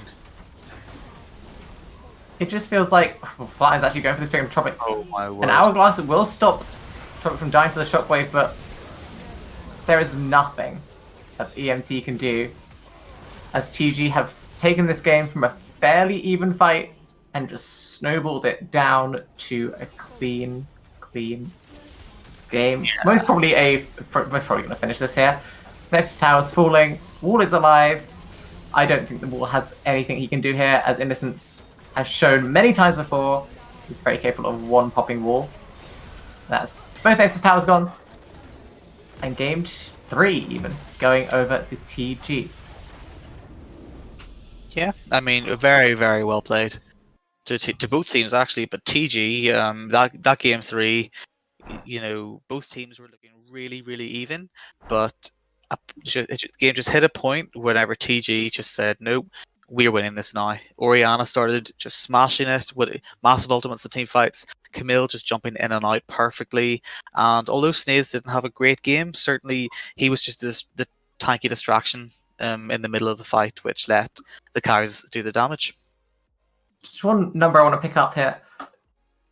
The total damage that Innocence did is pretty much the same as Light, Stapper, and Milfalqui combined. That's scary. That's very scary. So Innocence doing the damage for 3 people worth on his team. A very, very good performance from him. And with that, I have won my first bet of the evening.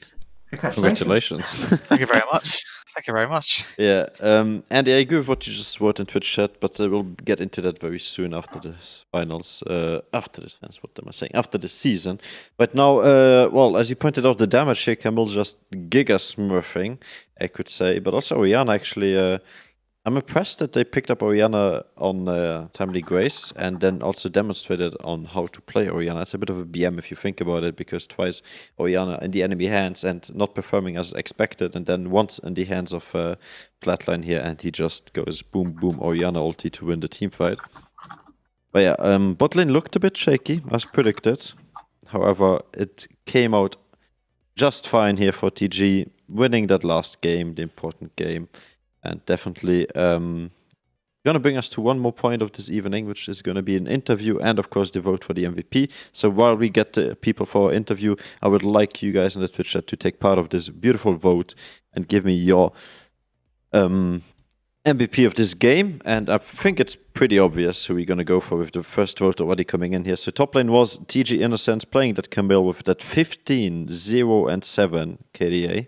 And then in the jungle, Snake 058 on that Twandle, TG Flatline 92 and 8 on that Orianna, and of course on the AD carry, Elusive with 336 score, and TG Shio with 1318 score on that Karma in the support. So give us your votes, give us your impressions, who deserves the MVP of this game. And once that is sorted out, we shall well have a look at who we can interview for today. Any suggestions from the Twitch chat or my casters? I mean, for me, I don't even know. I'd say after that game, Innocence has to come up. I was And about to then, say, yeah. honestly, it's a choice between Snades and Tropic. Yeah, so, I mean, Not looking at Tropic, sorry. TG... He didn't play. No, it has Yeah, to be Tropic was Snades. EMT. It has to be Snades. Innocence and Snades are my votes. Yeah, no, I have to mirror it. Innocence having that huge performance game 3, and Snades just having a solid 3-game split. Yeah, I I'm think both working would on be it. interesting to chat to. Dare I ask her, like, who your MVP for this game is? I mean, Do we already know? yeah, I mean, Innocence played perfectly there. You know, he jumping in and out of fights, really just after that game too, really just proved that he was the better top laner and really took advantage there and drew a lot of attention for his team, which I really liked as well. Really let the rest of his team do the damage that they needed to do. So yeah, like really think that Innocence deserves the MVP. Yeah, I'll be finding out in exactly 60 seconds. Right now it looks 8 votes in his favor, everybody else just like 1 or 0 votes. So I think that one's going to go into the top lane. But yeah, we heading into this interview here. So let me actually welcome both Snades as well as Innocence. Welcome to both of you, or Bartek, well, whatever you're known for. So yeah, Snades in the jungle here has joined us as well as Innocence here. 15-0-7 and 0-5-8 is the score of this last game. It's a bit, yeah, funny to say. But after this game, first things first, congratulations and welcome. Thank you. Yeah, thank you. Hi. Congratulations. Well played, guys. Yeah, congratulations. So I let's, feel like- yeah, go ahead. Let's head I right feel into like it. our first talking point needs to be to Innocence, to the game 3, 15-0-7. Yeah. Well done first off. Yeah, thank you.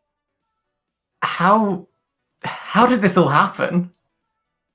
I don't know. I just got fed kills after the TP bot. When I got the Penta, was pretty over, I think. And their top laner pretty much played to not lose all 3 games, which was, yeah. I guess I could have used that to a fair degree, I guess. Turned out well, yeah. Well, with that being said, 80% of the votes have chosen you. Twitch chat decides you for the MVP of game number 3, and I think with that statement you just made, very much, well, agreed on. And one more thing here, actually, I want to point out that we have the other semifinals, quarterfinals still running, where we are waiting ERG versus the Invincibles. So maybe you guys can give me, before this game ends, a quick shout out to who you think will win this series, because they are tied 1-1. ERG Sports versus the Invincibles. What do you think, Snades, in a sense? I mean, I don't really care who wins. Like, we'll probably beat any team. Damn, confidence. Not even like joking or anything. But like, the teams this season are really underwhelming, I think. Okay, well, Compared big to last shout out seasons. now if you drop out now in semifinals. Yeah, I mean, I look pretty dumb if I lose now. Yeah. Somebody yeah, clip this, gotta please. be- Thank you. I will use this against him in the future for sure. It's fine. It's fine. I am open. Yeah, Snades and me getting bullied each other. Yeah, we have done that for a lot of seasons. But yeah, very happy to see you guys perform today. And maybe, Qualax, you have yet another questions for both of these guys. Yeah, first of all, Snades, set jungle. Why set? And obviously you didn't get a chance to play Graves, but you know, Kha'Zix was open. What other champions do you play? Where are you? Yeah, like, I mean, you've had jungle, like Elise. You know, give me something more than set. Why set? I think that is a really good OP champ this meta. Like, you just literally kill everyone early game. You go flashy and they're dead basically. Like there's literally no counterplay. And That's you fair. have your other flash as well when you use your main flash, hex flash, to set up the ease. And yeah, and you do a lot of damage. But Fair. unfortunately, he was taken the third game, so I had to, play for team this time. Were you planning on playing set again for game 3 if it was open? Oh yeah, of course, it's a really good champ. Okay. Yeah, I think we can live with that. So, as he already said, sorry, I'm just going to call you Snades. It's easier for the guys that are watching.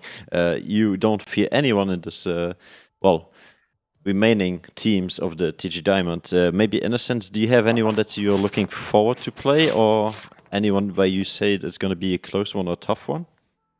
I don't really care about any team except the Invincibles. I really want to play their top laner. I Mhm. think he looks the strongest or he looks like the strongest top laner out of every top in the league. Even stronger than you? Question mark. Maybe, who knows? Okay, well, we find out if you guys meet in the finals. Wash Esports shall be still in the way of that, and Servus Esports shall be in your way still. So you have to beat those two teams still, or one of those two teams, sorry, to get to the finals and play that 1-on-1. So yeah, looking forward to see that. I think unless Ioria has still yet another question for you, I think that's already it. No, I think Yeah, pretty self-explanatory. I think the last two games really showed us what you're capable of. I'm not quite sure what happened in game number 1. Maybe one of you guys can reflect on that. We gave them a free win, you know, to like. You were like thinking of the Like, stream, pay making to it win, interesting. pay Yeah, to yeah, win. yeah. I can Yep, feel it. yeah. Okay, No okay. problem, guys. Maximum practice too. Yeah, I called it warm-up, but this shall do as well. Yeah, let's have a look at Twitch chat. Putting Wash aside. Yeah, Tichitot asking the real questions here, and I agree. I wouldn't put Wash aside, but yeah, we will find out in the finals, as I said. If it Who's gets Rush? to that. Oh my god. Yikes. Oof. Any other questions from Twitch chat? Looking at this, I want to ask the coach why they kept banning Renekton post game 1. Okay, that's actually a reasonable one. So, any explanation for that? It's basically a big lane bully.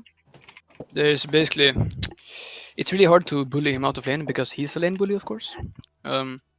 And since I am really confident that I'm a better player than him, the other top laner, I want to beat him in lane, of course.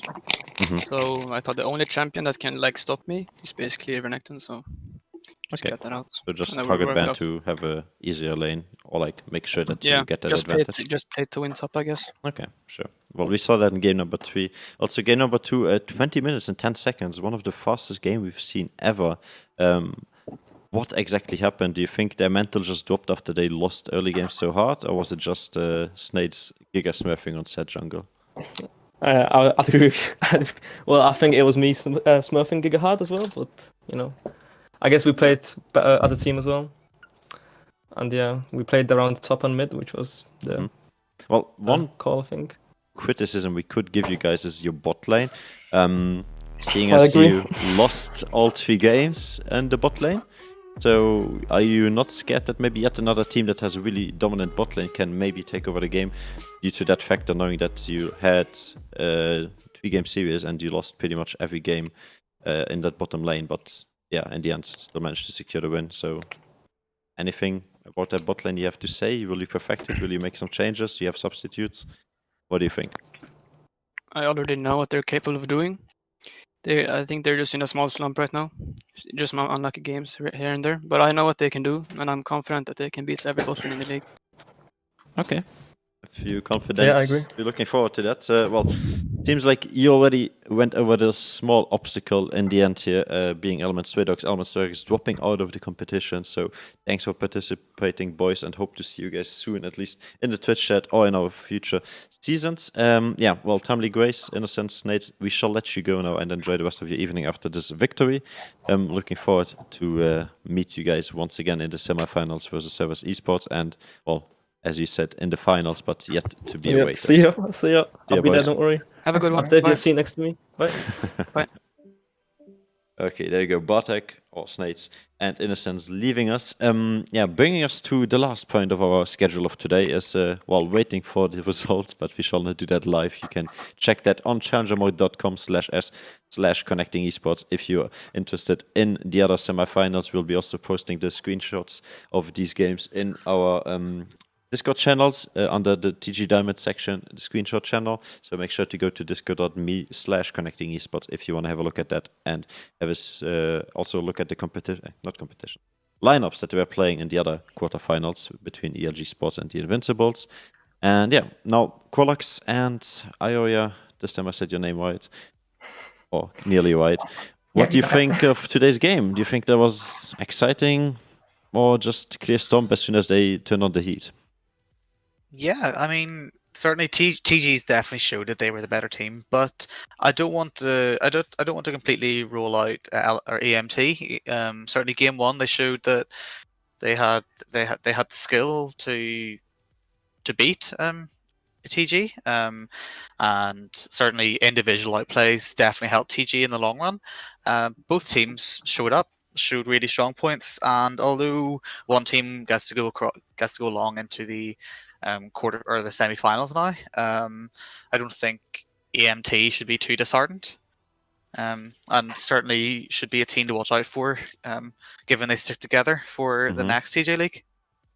Yeah, mirroring that point, really, we saw good performances from both teams. EMT in game 1, TG in game 2 and 3. It is sad to see EMT not go any further forward. But yeah, really good performance on both sides. Okay, great. Well, I can live with that analysis of it at the end, and I'm still like looking every second at ELG spots with the Invincibles, but they're not finishing anytime soon, it seems like. So we'll be just heading off with, well, maybe Qualex can tell us which song it's gonna be. I asked you last time, or you didn't know. Maybe this time you have an idea? With crabs, isn't it? Yes, it's the crab wave coming right through. So get your crabs ready in the Twitch chat, because we're about to head out with our most favorite song. It's a ritual by now. So yeah, get your crabs ready in the chat. And thanks for watching. Thanks for tuning in. Thanks for casting, boys. Much appreciated here. Thank you for having me. Of course, always Thank you welcome. for coming with me. Alex and Aria, I'm wishing best of luck to both of you as well for your future cast. Hopefully on our twitch.tv/Connecting Esports channel, because we have semifinals coming up really, really shortly. And yeah, see you guys soon. Bye bye. Thanks for watching. Thanks for following. Much appreciated the talks and the bets today.